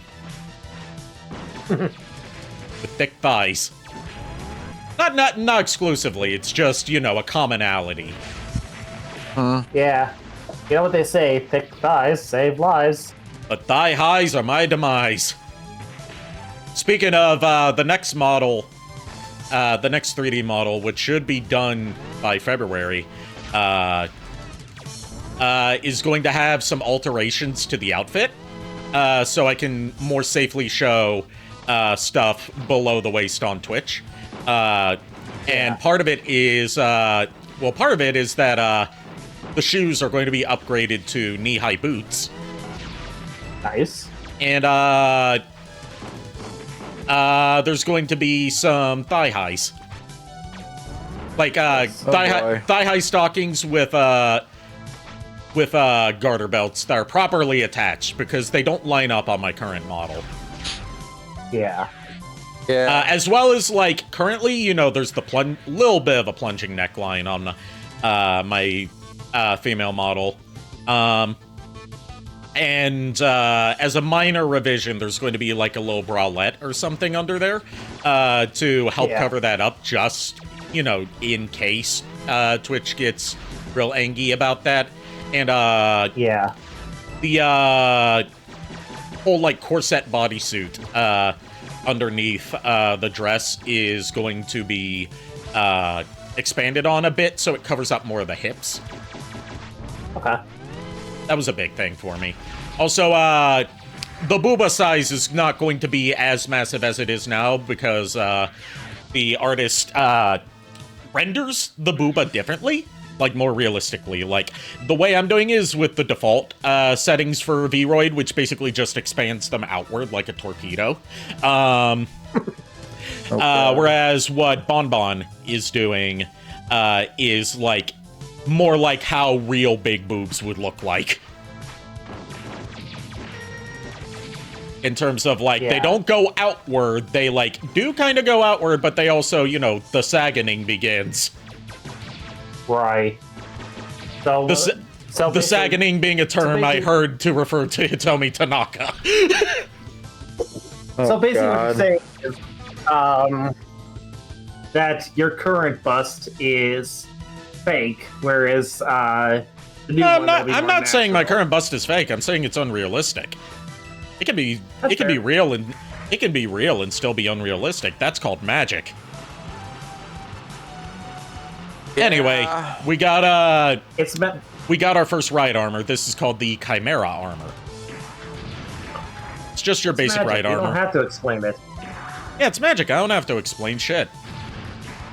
Or to quote a variant of that from a piece of fan art of the sorceress from Dragon Crown, if you remember that old game with its very, very exaggerated female character designs, particularly with was it the Barbarian or the Valkyrie? Can't remember what she's called. And the sorceress, inspiring so much delightful fan art. It's magic. I don't have to explain tits. Oh God. I'm afraid that one, like that particular game. I never really played it. I was just more tangentially aware of it. I've never even heard of this before. It was like a I've never heard of it either. It was a PS3 era, like, multiplayer hack and slash game, I think. Oh. It was known for having, like, a really exaggerated art style for, like, its character designs, both male and female. Like, the guys are super buff and, like, really, like, top-heavy with small lower halves, whereas the women are, like, the barbarian lady is, like, extremely muscular, but, like, also curvaceous. And then, like, the sorceress is, like, really, really busty to an absurd degree. So basically, it's like it's like a bit of a, like, in terms of the design, it's like a power fantasy in a way. Exactly. It's drawing, like, I may be wrong about this, so, because I'm just, like, you know, looking, sorceress is an absolute queen. Thank you. Someone knows what I'm talking about. Thank you, Cobalt Rogue. Someone knows who, what I'm talking about with Dragon Crown. Like, it's sort of that Frank Frazetta style, but with anime influence, where it's like, it's like anime Conan the Barbarian, in terms of how exaggerated everyone looks. Current boob are magic enhanced for reduced back pain. Yes. That and my cyborg body makes it so my spine can withstand their weight no matter how big they get. People keep forgetting I'm a cyborg, including myself. There's not much on my current features that show it, other than my eyes and the facial markings. They're supposed to be cyborg implants. And I found a close texture to the original ones I used, because it's the texture that Shiba used on my 2D model. And I managed to isolate that and send it over to Bonbon to use on my face for my new model. So the original facial markings will be back on the new model. Nice. As opposed to these just like stock ones that I bought off of Booth. Yeah. Nothing against the ones I bought off of Booth. They're good, like, over 100 set of, like, cyberpunk facial markings for, like, cyborg implants. It's just, they don't match the ones that's in my reference art.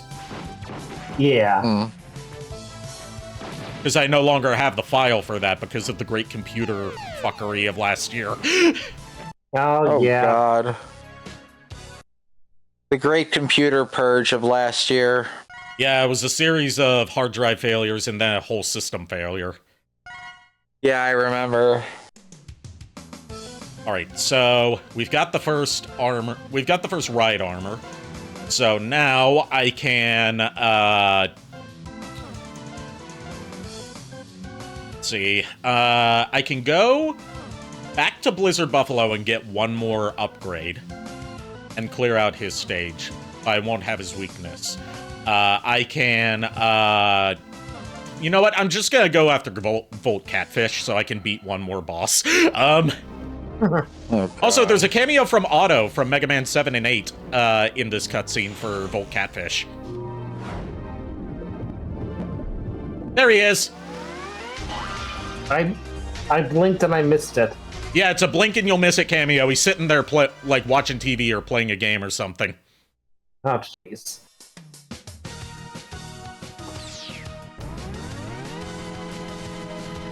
God forbid.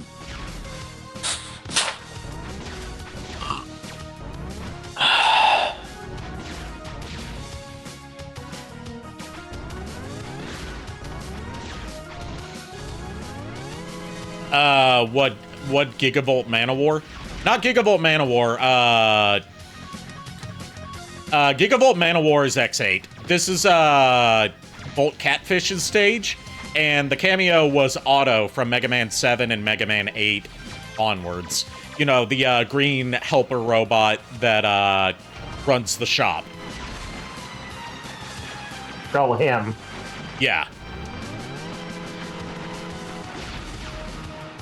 And in Mega Man 8, acts as, like, air support during those sections where you're riding on Rush's back as, like, a hoverboard. He's the one that comes in with the fucking rocket launcher.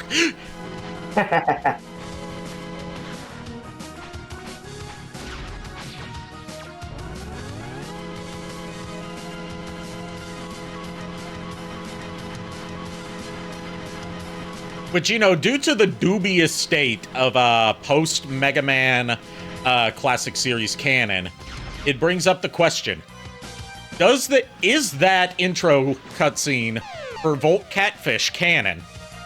And if so, does that mean that out of everyone who is definitely dead or at least out of commission in the Classic Series by the time the X Series start, did Otto somehow survive and just find a place to chill out in an underwater city? Technically, he wouldn't be affected by the Maverick virus because he's not a Reploid. Yeah, technically. Well, actually, no, he still could be because mechanoloids are affected by it. Yeah, I immediately after I agreed with you, I realized, like, wait a second, mechanoloids aren't those aren't Reploids, so that doesn't hold up. Or is he just a Reploid with a similar design? He could be. Yeah, maybe. Maybe yes, maybe no. You could say we're two minds of the subject.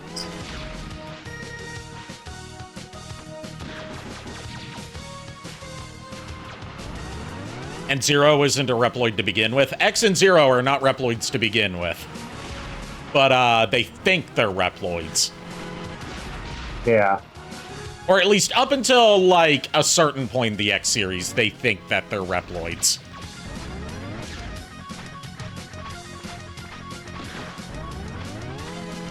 And everyone else in the X series treats them as if they're Reploids.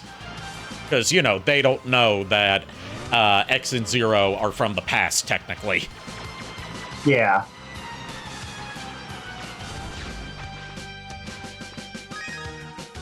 Because I believe it's canon that, like, Dr. Kane didn't disclose that he based Reploid technology off of X specifically. Or at least didn't disclose it to the Reploids. Like, I know that in the, Maverick Hunter X timeline, at least Sigma knows. Sigma knows because he actually spoke with...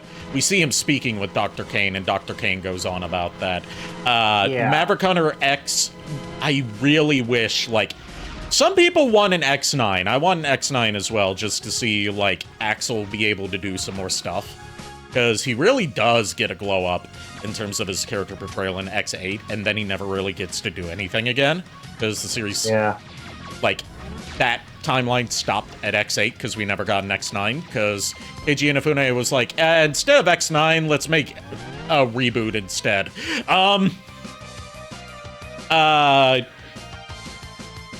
So, like,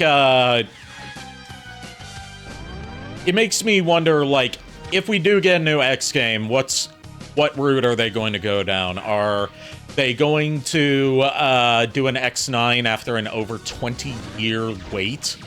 Are they going to do a Maverick Hunter X2? Or are they going to reboot the X series again with basically an updated Maverick Hunter X? And then continue off of that as, like, a retelling / remake of the X series, like they've been doing with Resident Evil, to try and tie the continuity together more. Honestly, I think that's probably the route they should go. Just mainly because the fact is that with X9, like X8, being over 20 years old, I highly doubt they're going to get enough traction on an X9. Yeah, and like the X series, I would argue, is a bit harder for newbies to get into because of the wildly inconsistent quality of the X games. Like, it's the reason why out of like, Capcom's been reporting their sales figures for the Mega Man Legacy collections. The X Legacy collection is currently the lowest selling. All of them have broken over 1 million units sold, which is still good. But, like, X took longer to reach that point because the way they split it up into the 2-volume format that they like to do when they have at least 6 to 10 games, or at least, enough to pad it out to 2 volumes. The way they released it made it a harder sell for a lot of people, which is like, you've got Volume 1 that's got X1 through 4. Almost universally considered the good games. Then you've got Volume 2, released on the same day. You could buy them in a bundle, or you could buy them separately. But Volume 2 contains X5 through X8. And those are the ones where you get the 2 worst in the series with X6 and X7. And then you've got 2 that people are more divided on, with X5 and X8.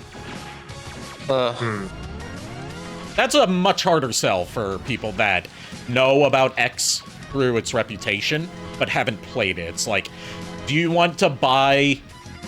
do you want to spend, like, at the time, it was $40 for both of them together. Do you want to spend $40 on a collection where only 4 of the games, at most, are, like, universally considered good? Yeah. Yeah. Like, personally, I would have probably tried to sell them as, one disc, or at least one of those, like multi-packs or whatever. That's what they did with the. That's what they did with the physical release, at least.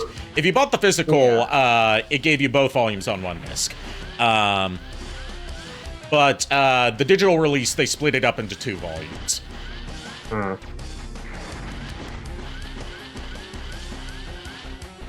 And I would argue that hurt its sales more than it helped it, but at the same time, I can understand why they did it. Because it's like, okay, what's going to be something that looks more impressive to investors as far as sales figures go? One collection that has 8 games, but only 4 of them are universally considered good, selling like 1 million copies over the course of like a couple years. Or split it up into 2 volumes that launch on the same day and are counted as the same game, just separate releases. And like, oh look, just volume 1 on its own sold however most of this 1 million copies. Isn't that impressive? Yeah. That's going to look more impressive to shareholders, because ultimately, when you're a big corporation like this, you're beholden to shareholders. Yeah.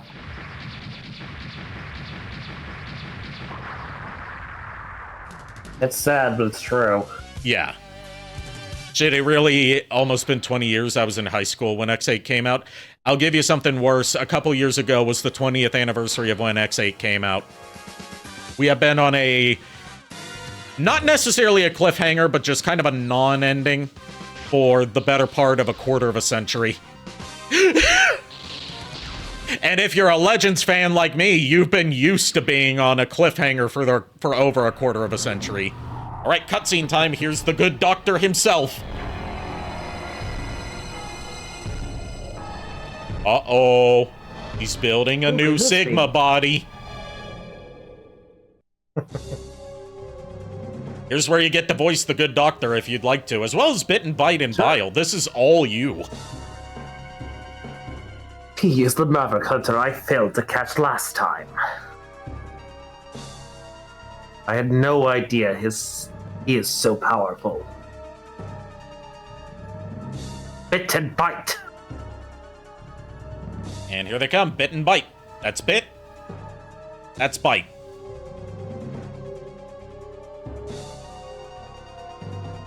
Bring that Maverick Hunter to me, alive if possible. Affirmative, Dr. Doppler.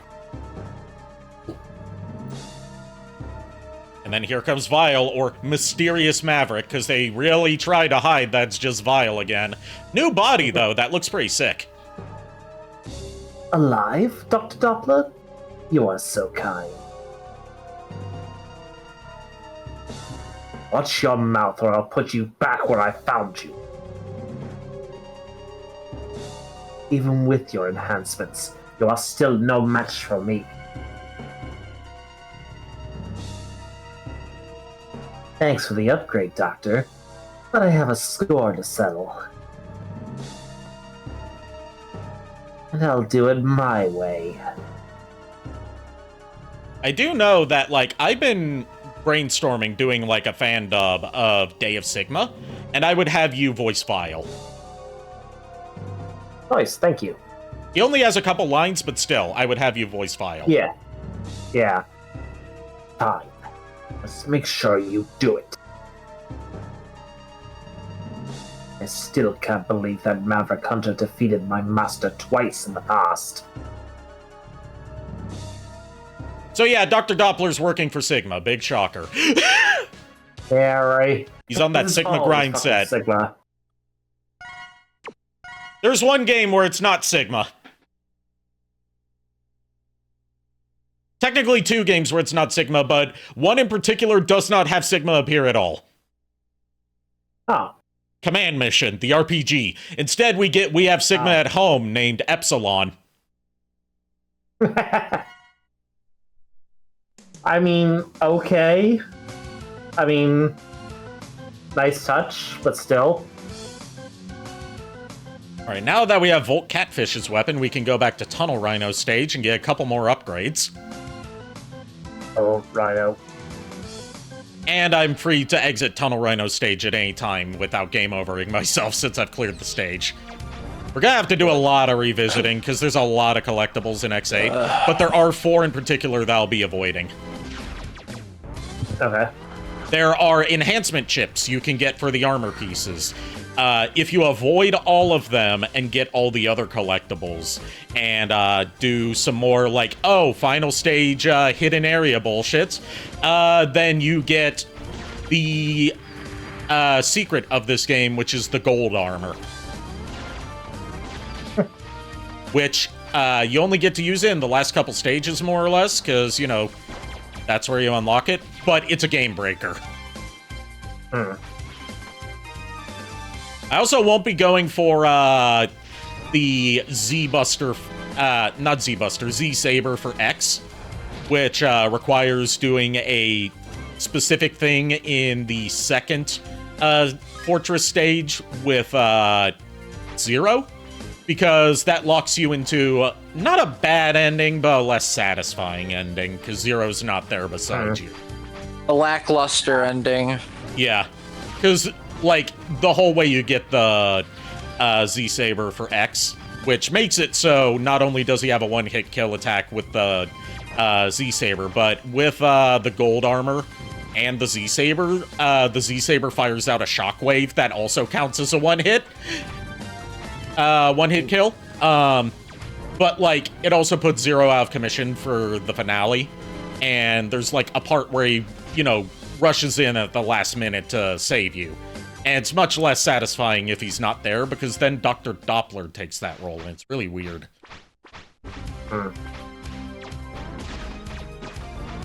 Like, Zero's not dead, he's just too injured to continue. Thankfully, Zero doesn't die again in X3. That'll be X5 when he dies again, spoiler alert. Like... I mean, I remember... Joking, like, spoiler alert, because people meme on how often Zero dies. The funny thing is, I remember, like, I think my first actual, like, Mega Man X game that I played but didn't own was X6, because my friend, brought it over one time. Yeah, X6 starts with Zero dead, and you can get him back real quickly, and he gives the most bullshit explanation for how he came back from what was supposed to be his permanent death, because X6 wasn't supposed to be a thing. He just says, I hid myself while I tried to repair myself.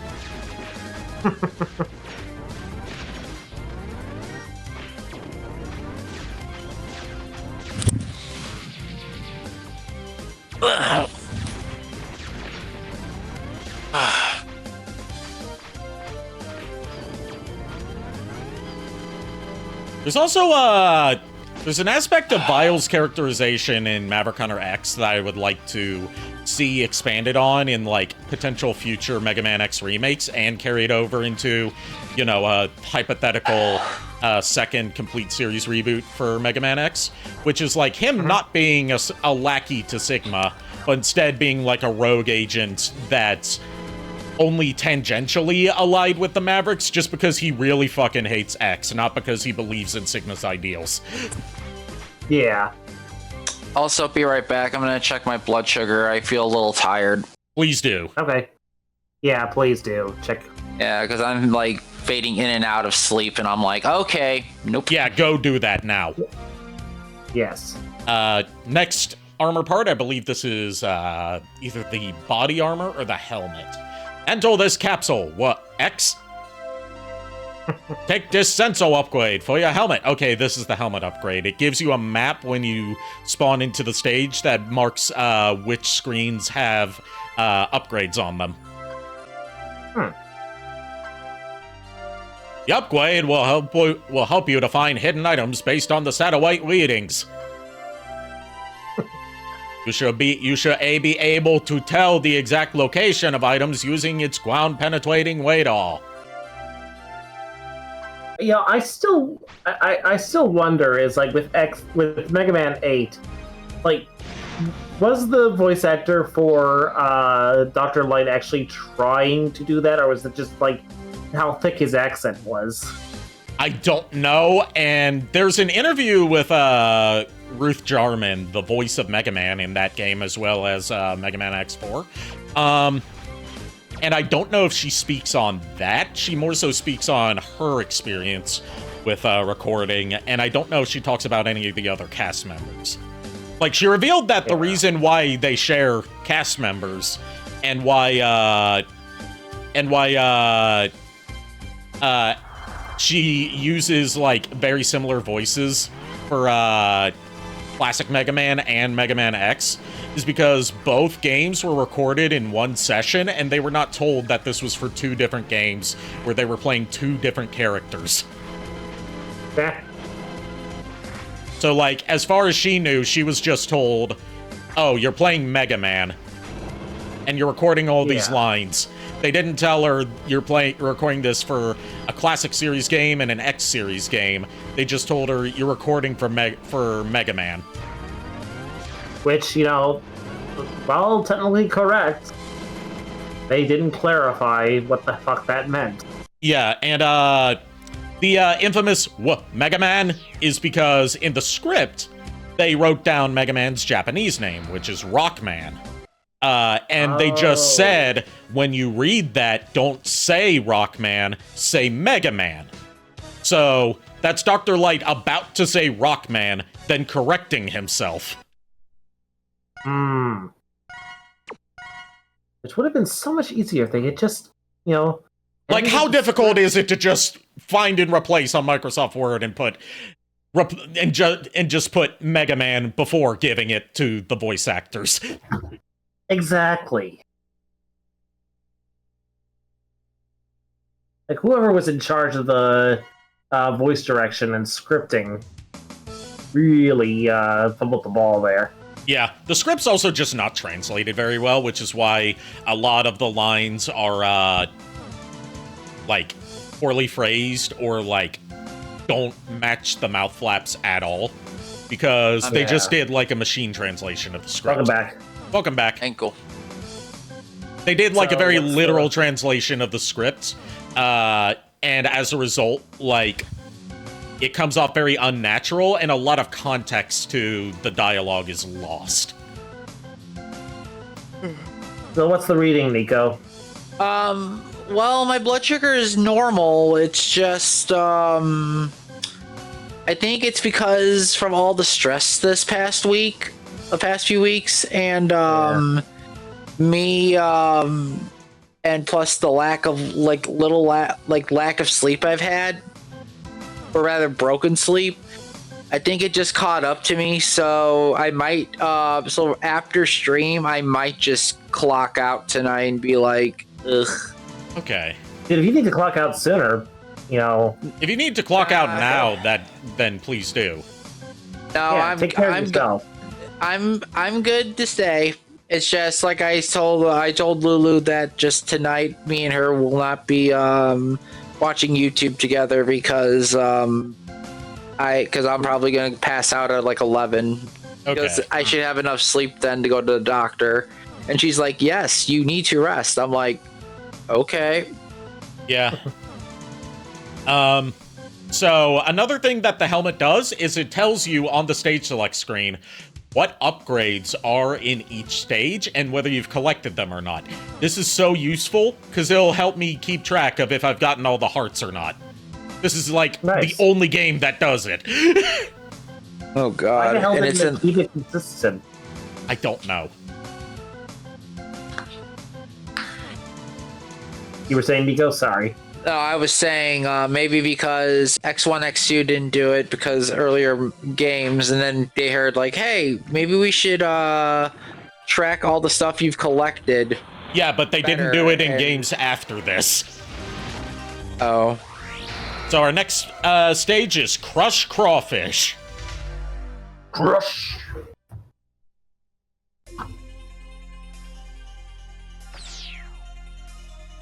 And every time we load into a stage, we have to wait for the map to pop up now. It tells us, like, which sectors of the map have upgrades. And there's a couple right up here, as well as a portal to a fight with Vile that is optional. But if we beat him here with his weakness, which I don't have, then we skip his fight in Dr. Doppler's fortress. Okay. But if you come back to any stage that has a vial portal in it after beating that stage, the portal's still there. So I could, if we wanted to, I could just come back after I've got his weakness, fight him here, and then we don't have to fight him in the end game. Nice. And we just got the Hawk Ride armor, which it's like the base ride. It has a limited glide, and it fires missiles. Okay. Like, it fires missiles instead of punching. I'll bring it out right now, just so I can show it off. I pressed the wrong button. Like, the way this is mapped is that, like, A on the GameCube controller is tied to the B button functions of a Super Nintendo controller. So I have to press B instead of A to select it. That's just not right. Oh, nice. Yep. Fires dual missiles. They don't home in, but it gives you a ranged attack. And then, like, if you jump and hold the A button, you glide upwards a bit.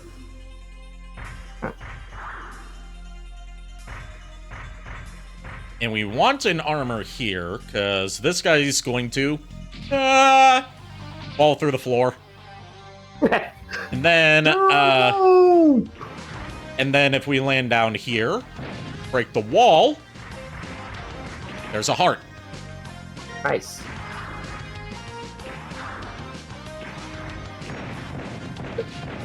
Yeah, be like that guy, be like, cannonball!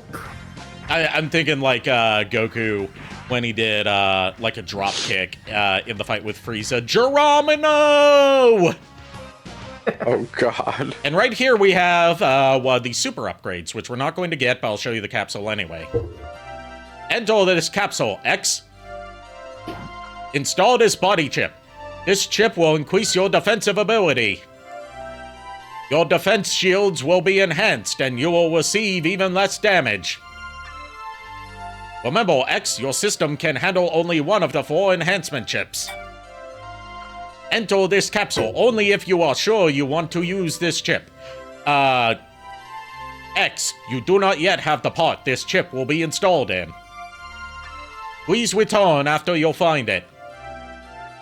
So, yeah, if I had the body armor, I could get the body enhancement chip, which adds to the barrier that the body armor sets up after you take damage. But I won't be getting that because the gold armor I'm going for, and that everyone recommends you go for, gives you all 4 chips at once. All right, time for bit. 1 second, please. Welcome, X. I'm Bit. I have my orders. You are to be destroyed. So I have to beat him here in order to progress. And I have to beat him with his weakness in order to potentially have a different boss fight in Dr. Doppler's fortress. You have his weakness? I have one of his weaknesses. To try and balance the game a bit more over the fact that these guys show up at random with no prior warning, Bit and Bite have 2 weaknesses each. Okay. So, like, it's very possible, like I did, that you would run into him without having, like, potentially one of his weaknesses. I happen to have one of them. Okay. Due to the weakness pattern I'm following. But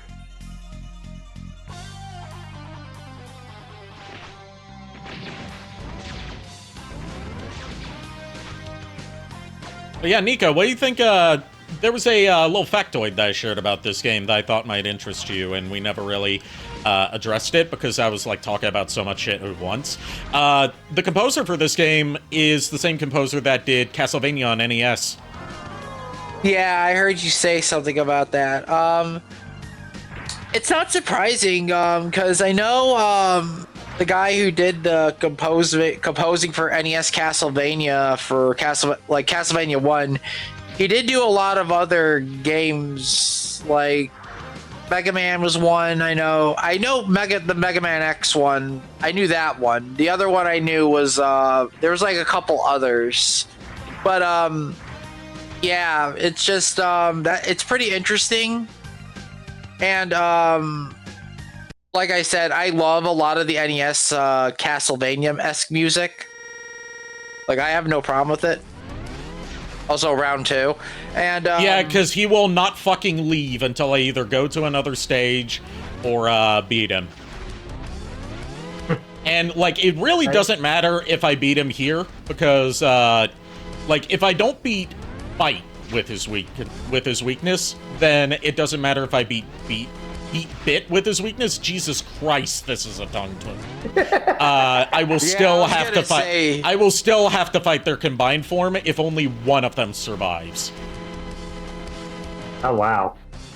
And their combined form's actually an easier fight than the alternate boss. Oh god. Because it's less reliant on platforming in the middle of a fight. Their combined form, I can tell you their combined form is not what you would expect it to be based on their designs. And stupid guess. I'm guessing the final boss of this game is Sigma Balls. Yep, it's not Sigma, it's Sugma. Sugma Dick. God damn it. But yeah, it's Sigma, and he gets a new battle body. Yeah. It is not possible for you to contain so much power. The next time we meet, the result shall be different. So yeah, I took him out with charge shots, so that doesn't count as killing him, so we're gonna have to fight their combined form. Really don't care.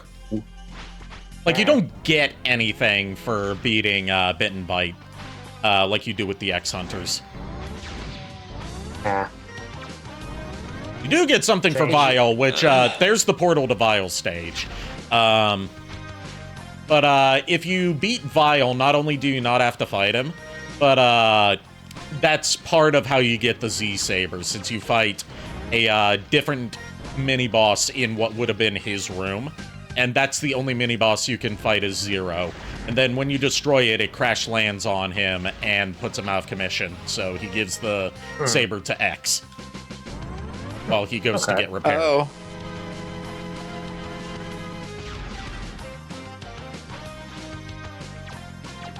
Like, basically, instead of a climactic rematch with Vile and his new ride armor, you fight a giant mosquito robot. You fight a giant mosquito. God dang. Yes. And it's a giant one, so it's not Transketo. Transkeito's only, like, moderately sized. He's about human-sized, if not a bit taller. Yeah. With him being a Predacon from the Beast era, he's actually about human-sized. Yep. Because the Maximals and Predacons were smaller than the Autobots and Decepticons.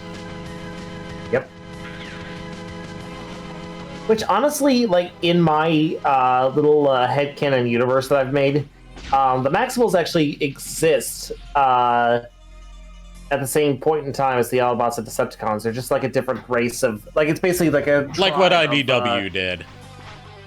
Yeah, except this time they're more still like a tribe of beast formers. Like, kind of like how we treat Native Americans. I would say more like just indigenous populations rather than just Native Americans. Because there are some that are more tribal, whereas, like, others aren't. Yeah, fair. But that's basically the kind of idea what I'm going for is, like, I've actually, like, their whole form of government is the Maximal Nation. Okay. Right. So fresh crawfish. They have a separate. They exist separately, but at the same time as the Autobots, the Decepticons, and Cybertron. Okay, just different. Okay. They live in a different section of Yeah. A different place than where their own community, rather than basically like being in the main Cybertronian society. Right. Ew, please be careful.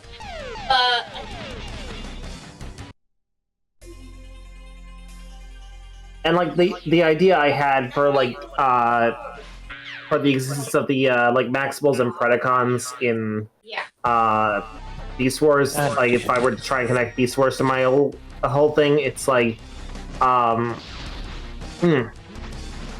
basically like the Maximals are basically like the Autobots and Decepticons have kind of like the Autobots have basically felt like, you know, it's like we you know, we've decided to like end the war and we want to become pretty much like one race of all are one. Pretty much, yeah. So they basically they take, with the Maximal Nation's permission, they take up the name Maximals as well. Okay. But to respond to the bit about chaos that Timo was saying in chat, presumably in regard to what I said about, like, Vile not aligning himself with Sigma's views, but being, like, technically aligned with Sigma more so out of convenience, that Vile is more so the one that's like, I want to do stuff for shits and giggles. Because Sigma's whole thing is, like, Reploids are the true dominant race on Earth and the inheritors of human civilization. We are the next step in Earth's evolution, that kind of thing. Whereas Vile in Maverick Hunter X is like, I don't care about rebellion or revolution or evolution or anything like that. I just want to fight X. I just want to kill X because I don't like him. His face irritates me. So while one is basically just wants to fight for the lulz, the other one is just on a crusade. Yeah. Sigma is very much on a genocidal crusade. Okay. Yeah. Like, Sigma is on that crusade, and it's like, you know, Vile is more so like, you know what, fuck it, I don't like this guy's face, I'm gonna take care of him. His smug aura mocks me. I'm gonna punch him. Which is funny, because I'm curious if, like, Vile had a legit reason for hating X, or if it's just like he just... It's because everyone hypes up, like, how much potential X has and treats... Like, X at the start of Maverick Hunter X and at the start of X1 is a B-class hunter, which is, like, middle-of-the-road, mediocre. And Vile was an A-class before he went rogue. Which, like, you know, he was a higher rank than X, but everyone was like, X has got so much potential. Don't worry, X, just because you're mid now doesn't mean you can be better later. And Vile's like, why is everyone so gaga over this X guy? I'm better than him. Yeah. In other words, this right armor can use more color, sees X. That's it, blue. I'll tie him in front of my right armor. Let's go. He's like it's like Vile is a obelisk blue, and X is one of those filthy slifer reds, one of those slifer slackers. Oh God! Why you're slacker? I think the only reason why Slifer Red was put on the lower of the totem pole and Obelisk was on the top just because Kaiba is still salty that Yugi beat him. Oh, that's 100% what it was. Yeah, it's definitely that, because he used, like, Obelisk was his god card. Yeah. Yugi's god card was, you know, Slifer. Of course. He had. So he was just angry. Barrel. He was just fucking angry. That was it. That was just pure salt. It was pettiness. That's what it was. Ironically enough, Obelisk is my favorite god card. I ain't gonna lie to you. I mean, Kaiba is nothing if not a petty bitch. Pretty much, yeah. That's the point I'm making. It's like, he wasn't just angry; he was just being petty. And yet Eric Stewart, the guy who played Kaiba, is an awesome voice actor. So yes, he is. I was close to meeting him, like 2 years ago at CollectCon Chicago, but I just ran out of money, so I couldn't really get his autograph, which was sad. But sad. Yeah. I was close to meeting him at NecoCon one year, but there was an autograph panel that year for the Borderlands 2 cast that same year, and I had promised my friend Ricky that I would get his copy of Borderlands 2 autographed by them since he couldn't go that year. So that was my priority over, like, getting an autograph from Eric Stewart, unfortunately. Yeah. It was a cool I experience, because get that it. meant I also got to meet Chris Rager and Mike McFarland. Yeah. Like, 'Cause, that's the same Chris with me, like, Chris Rager, you know, he was Mr. Torg in Borderlands 2, but more importantly to me, he was Mr. Satan. yeah, for me, it's like kind of the same way. It's like when I go to C2E2, it's like mainly what I'm going to go for. I want to get Christopher Eccleston's autograph, and I have a few others that I want to get autographs from as well. But you know, that's on the condition that I have enough money after I get you Ava's autograph. Yes, Jody Benson. Yeah. Exactly. And for me, go ahead. I'm just like, you know, you're going out of your way to send me something to get signed by her. That takes priority in my book. Yeah, and I appreciate that. Yeah. Like, Eventually. like if you didn't, Go ahead. sorry, one more thing. If you hadn't sent me if you weren't going to send me anything to get it signed, then it'd be like, you know, I'll see if I got the cash to get it. Yeah. But since you're, you know, like having something sent specifically to get signed, I'm like, okay, yes, that takes priority. Yeah, for me, eventually, whenever if I could ever get lucky, if they ever come to ASEN like 1 year or something, or another convention, if I ever get a chance to go to another one, I would love to get like Gardevoir's voice actress to actually sign the chase card I have for Gardevoir. Oh yeah, Definitely. But that'll be one day. one. Back to Eventually. Neon Tiger's stage to actually take him on this time, since we have his weakness. Nice. Time to suplex a cat.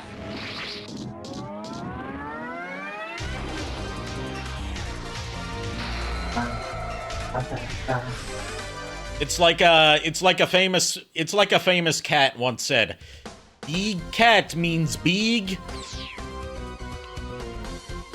Sorry, what? Big cat means big," and then you fill in the blank with what the other big is. Like, usually it's like big trouble, but the one time that the big cat in question is Raura Panthera, well, I'm not okay for because she's precious, and she's the Italian Hololive member that I've showed you plenty of clips of. The Oh, Panther that's girl. her. Okay. Yeah, Raura Panthera. Okay, I didn't click with the name, but yeah, when you told me who she was, I'm like, okay, because She like was the one who in my had mind, she was the one who had the vocal. Yeah, she was the one that had the Chicago style the pizza. vocal cord surgery. Lucky. oh, I didn't realize that was also her. Yeah, because when I think of her, like I think of her one as that one Italian VTuber girl, who obviously has the correct opinion about pizza and everything. Even though I cannot help, I love me some Chicago style pizza. It's a tradition here. You know, they got Yep, it their own- is. You know, like it may not be real pizza to others, but to us, you know, it's pizza. I mean, she But did say pizza- that's not pizza, it's more of a pie. I mean, it's a pizza pie. Look, Heard of here's that? here's the thing. Everyone has their own version of pizza, but at the end of the day, it's if it has bread, sauce, and cheese, it's a pizza. So by Yeah, but- by that logic, a cheeseburger Oh, no. is a pizza. Damn it, Ari. That's a sandwich, not a pizza. It has bread, sauce, and cheese. God damn it. I'm done. Okay, let me rephrase what I said. If I say the other thing, it's just gonna go back to sandwich. I was gonna say if it has crust, sauce, and cheese, then yeah, it's pizza, but it's also still a sandwich. There's no right way to say this. So what you're saying is pizza is not a pie, it's a sandwich. Yeah. Okay. You know what? No. This is how you explain it. If it has bread, bread, tomato sauce, cheese, then it's a pizza. But Thank if you. it has a different type of sauce on it, you know who you are. Is ketchup not a tomato sauce? Ketchup is just loaded with a lot of sugar. It is still made with tomatoes. Debatably, but yes. Is a sauce made with tomatoes as one of the primary ingredients. You know the saying, you know the whole bit of when the moon hits your eye like a big pizza pie? I'm about to smack you with a pizza pie. That would indeed be amore. I thought the amore swam in the ocean.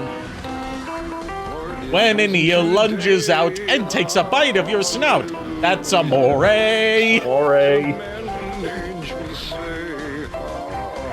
Oh God. I had to. I know you had to. We just have to get through Christ the Lord is risen today before we get to amore.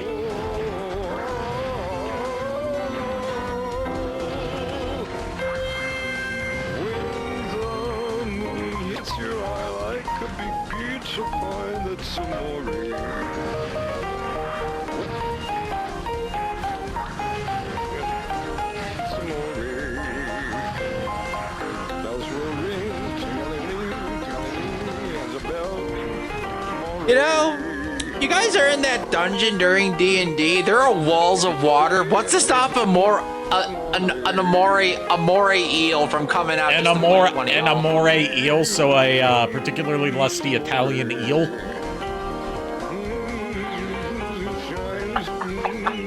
I mean, D&D does not have to make any sense. As we've noted. I mean, for all you know, it could be a seven-headed eel. All of them amore eel heads. You still said amore eel. You still said an amore eel, so they're all so a seven-headed Italian eel that's like I love the women, I love the romance. I love the pizza. Baba the boopy. You know what? Just have a seven-headed eel. Have it be voiced by Red and get angry at you. I cook the pizza. Mamma mia, pizza-ita. I hate this. I'm 0.2% Italian. I can say that. Yeah, I know.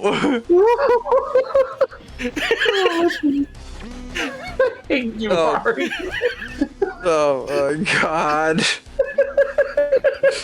I don't even know how Furt would react to a seven-headed moray. He'd say he was both. He'd say he was both scared, like he's was it scared and aroused? Scared and aroused. He calls it scare-roused. Oh God. Yeah, pretty much.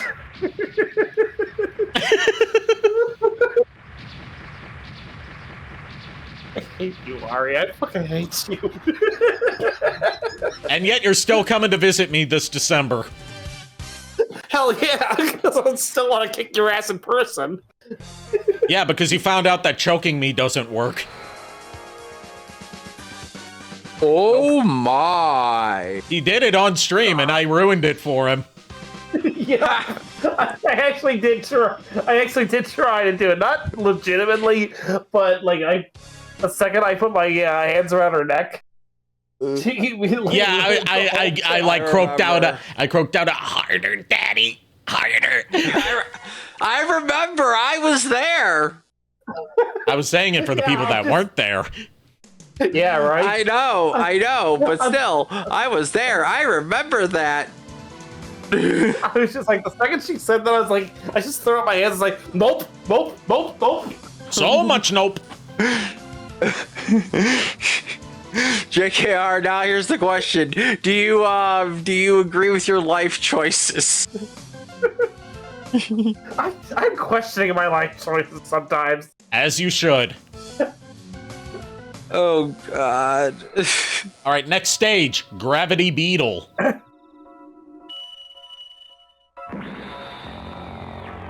You were about to run on the ceiling, and now you're about to run on the floor. Actually, no, the stage doesn't really have any gravity gimmicks.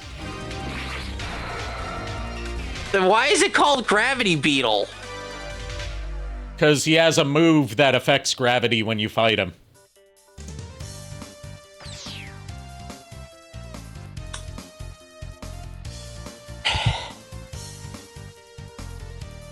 Like, X3 has very hit-and-miss design, and like I said, a lot of that's because it was outsourced to a different studio. Has Mega Man X ever done a Mori eel? Nope. Out of the sea creatures they've done a crab, 2 cephalopods, Duff McWhalen, and a seahorse, a crawfish, and a catfish, a jellyfish, Sea anemone. not a sea anemone, a sea sponge. Sorry, sponge, thank you. I don't know why I thought anemone. Because he's an enemy of X.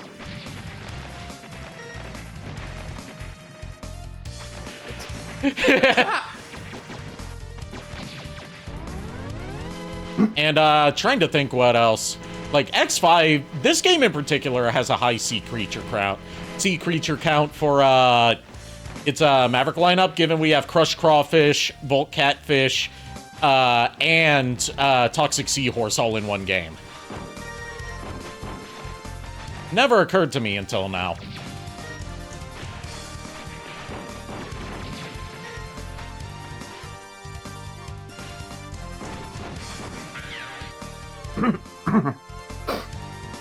But trying to think what else. I'm probably forgetting some other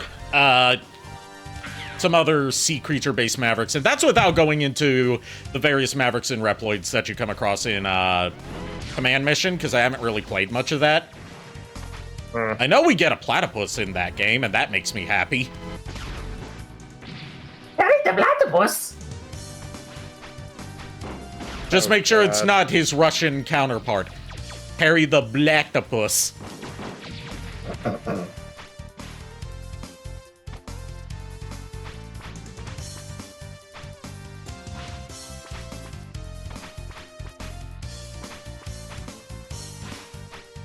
And with that, we've got the Frog Ride Armor.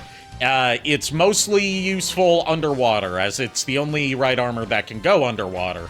When it's underwater, it moves better. It moves only by hopping on land and underwater, but it can hop higher underwater. And So it fires homing torpedoes. Forming. Forming, yes. Forming torpedoes. So basically what it is, just basically the Mario Brothers 3 frog suit, but with projectiles. It's the Mario Brothers 3 frog suit, except you can actually use it on land feasibly because it still fires projectiles. Yeah. I mean, you technically can still use it on land, it's just, it's very hard to use.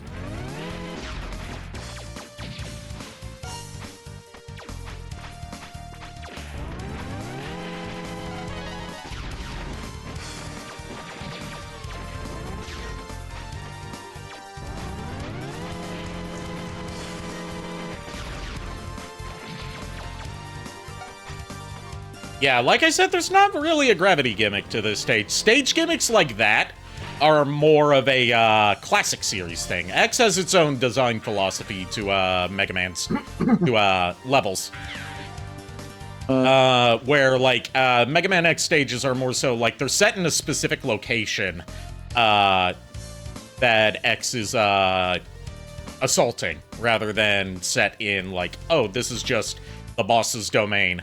Like right now, like Wheelgator stage was set aboard like a mobile fortress that was going through the city streets. This one is like a missile base. Okay. Whereas Mega Man Classic stages are more like, this is the ice level, this is the water level, this is the museum level, that kind of thing. It's one of the things that helps X have its own defined visual identity separate from classic Mega Man. But we do get a lot of gimmick-based stages in later X games. Like,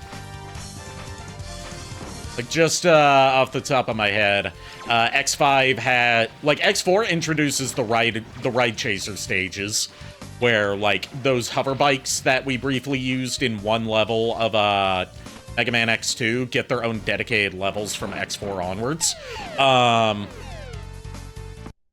And X5 has, like a level centered around trying to defuse bombs before they explode. Okay. Like, the stage doesn't end if the bomb explodes, but you take massive damage, and, like, certain things that could help you get collectibles are destroyed. Okay. X6 has, like, its own variant gimmick that's sort of like a negative version of, like, Mega Man X1's, you know, beat a stage and it can affect the layout of another stage permanently. Where, like, X6 is weird with it because it doesn't properly explain how this mechanic works. Is, like, sometimes when you enter a stage, you'll see that the stage select icon is highlighted in red, and that means it's under the effect of a, like, reality warping virus called the Nightmare. And that applies, like, negative effects like, oh, now the stage is dark, so you can only see a few feet in front of you. Or, like, now the stage has acid rain, so you take damage whenever you're outside. Okay. Acid rain. Some stay dry and others feel the pain. But, like, in X6, it doesn't explain to you that, like, once you beat a stage, that stage's effect now permanently affects another stage. So, like, multiple effects can stack on top of each other based on what stages you've already beaten. I'm assuming just to ramp up the difficulty. X6 really ramps up the difficulty in cheap ways because it was rushed out in under a year. And also not supposed to be a thing. It was supposed to end with X5, and then X5's ending would lead into Mega Man Zero. But Capcom greenlit Mega Man X6 just because X5, while it didn't sell the greatest, was still more of a financial success than X4 was. So they're like, fuck it, let's just keep making more X games, even though the story is finished. So X6, narratively and gameplay-wise, is very unbalanced and poorly designed. Like, the narrative's a mess, although it does have some, you know, bright spots in it that could be cool if they were more fleshed out. But the gameplay is horribly unbalanced with poorly explained mechanics, and also, like, obnoxious level design, where they substitute, like, properly challenging stages with, let's just put one-hit kill spikes everywhere. Oh, yeah. I remember the last time you streamed that, you were doing, like, the spike death count. Yeah.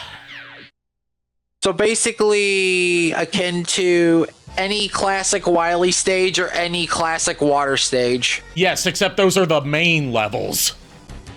Yeah. 'Cause you said nothing but instant death spikes, and I'm like, okay, so you're basically saying, hey, I'm gonna be cheap. Yeah, and also, like, the way certain stages are designed makes it so if you don't have certain upgrade parts, you just can't complete the stage. Yeah.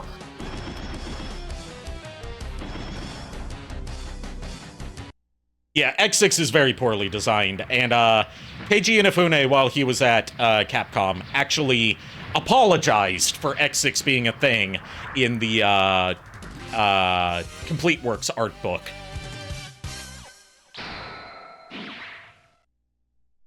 Because he had the power to say no to it. He just said, fine, I'll just... But, like, when they were like, hey, we demand another Mega Man X game for next year because we want to squeeze out one more X title on the PS1, even though the PS2's out now, he was just like, sure, whatever, I'll just rewrite part of the story for Mega Man 01 to accommodate for the fact that the whole ending I set up is now null and void.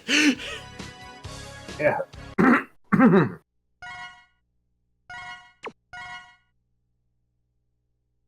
We'll probably do one more stage and then call it a night. Okay. Alright, actually, I'll get the final armor part, and then we'll call it a night. Alright. Because now I have Gravity Beetle's weapon, which is what I need to get, the body armor. Because you have to use the charge variant of that to raise this one oddly placed, stands out like a sore thumb platform that otherwise you can't do anything with. Yeah. Yeah, you may notice, like, my approach to playing Mega Man X games is, like, unless a special weapon is really particularly useful against something, I tend not to use special weapons as, like, you know, main weapons in these stages. Because, like, an unfortunate thing about a lot of the X-series special weapons is that they're not all that useful as anything but boss weaknesses or, like, keys to puzzles. I find that with, like, that's a balancing act that a lot of Mega Man games do that helps me, and as, you know, other hardcore Mega Man fans judge how good the design of a Mega Man game is, which is basically, like, are the weapons fun and useful to use outside of using them as a boss weakness? Yeah. And are they balanced enough to make it so, like, you don't rely solely on special weapons? Like, Mega Man 2 is one that's very unbalanced because the Metal Blade is just overpowered as fuck. Like, the metal blade is... There's a lot of ammo for it. There's a lot of ammo for it. It's a weakness that can hit any Robot Master. It can go in fire in almost any direction. There is... Actually, if you perform a pause glitch, then you can have infinite ammo for the Metal Blade. So it's even more broken than you thought. Oh, boy. That's the wrong weapon. I'm supposed to use this one.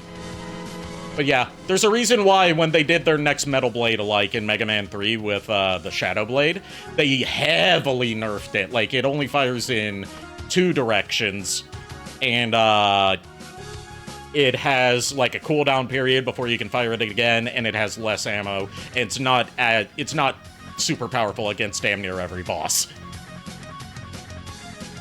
Well, also, Metal Blade makes sense for being broken against other Robot Masters because it's a buzzsaw blade you're throwing at metal beings. Yeah, but it also breaks the conventional Mega Man design by having it be too powerful against bosses that it's technically not weak against.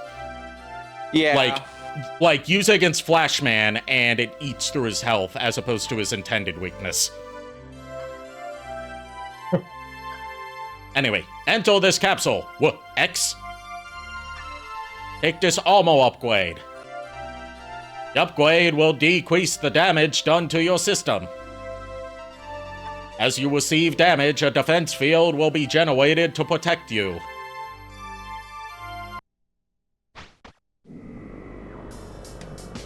And from here, you would get the double defense thing that needs the chip. Yeah, but I'm going to be going for the gold armor instead, because that gives you all of the upgrade chips at once, and makes the end game a lot easier. So It makes the end. So at the end, It makes the end game a lot easier, not just because it gives you 75% defense instead of 50%, but also it makes it so you can stand still, and as long as you're standing still, you gradually recover 1 point of health, and you can use that when you're at full health to start filling up your sub-tanks for free.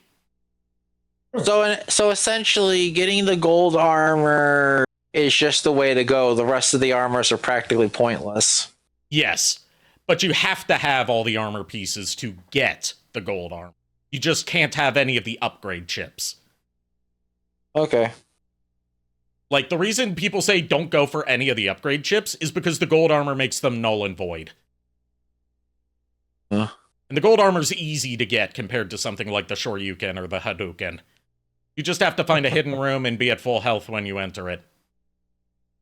Okay. So that is tonight's serving of Mega Man X3. Let's go back over to the throne room and see who we're going to raid tonight. Let's see who's live. Let's find out. 1, a 2, a 3.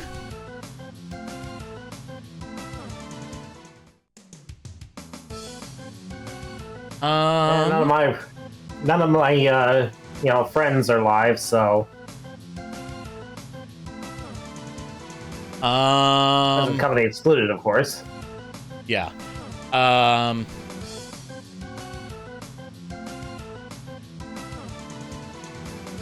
We are going to raid Yami Shirokami to thank them for the coordinated raid he participated in a few months ago. He's also a fellow Eldenwood member, and he's got an adorable chibi model. He's playing Tales of Grace's F.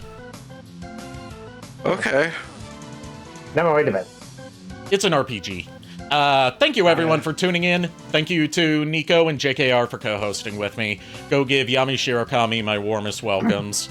I'll see you guys tomorrow night with more Metal Gear Solid 3. And until then, it's in dreams. Well, boys have caught us. We hope you like our show. And now you're rooting for us, but now we have to go.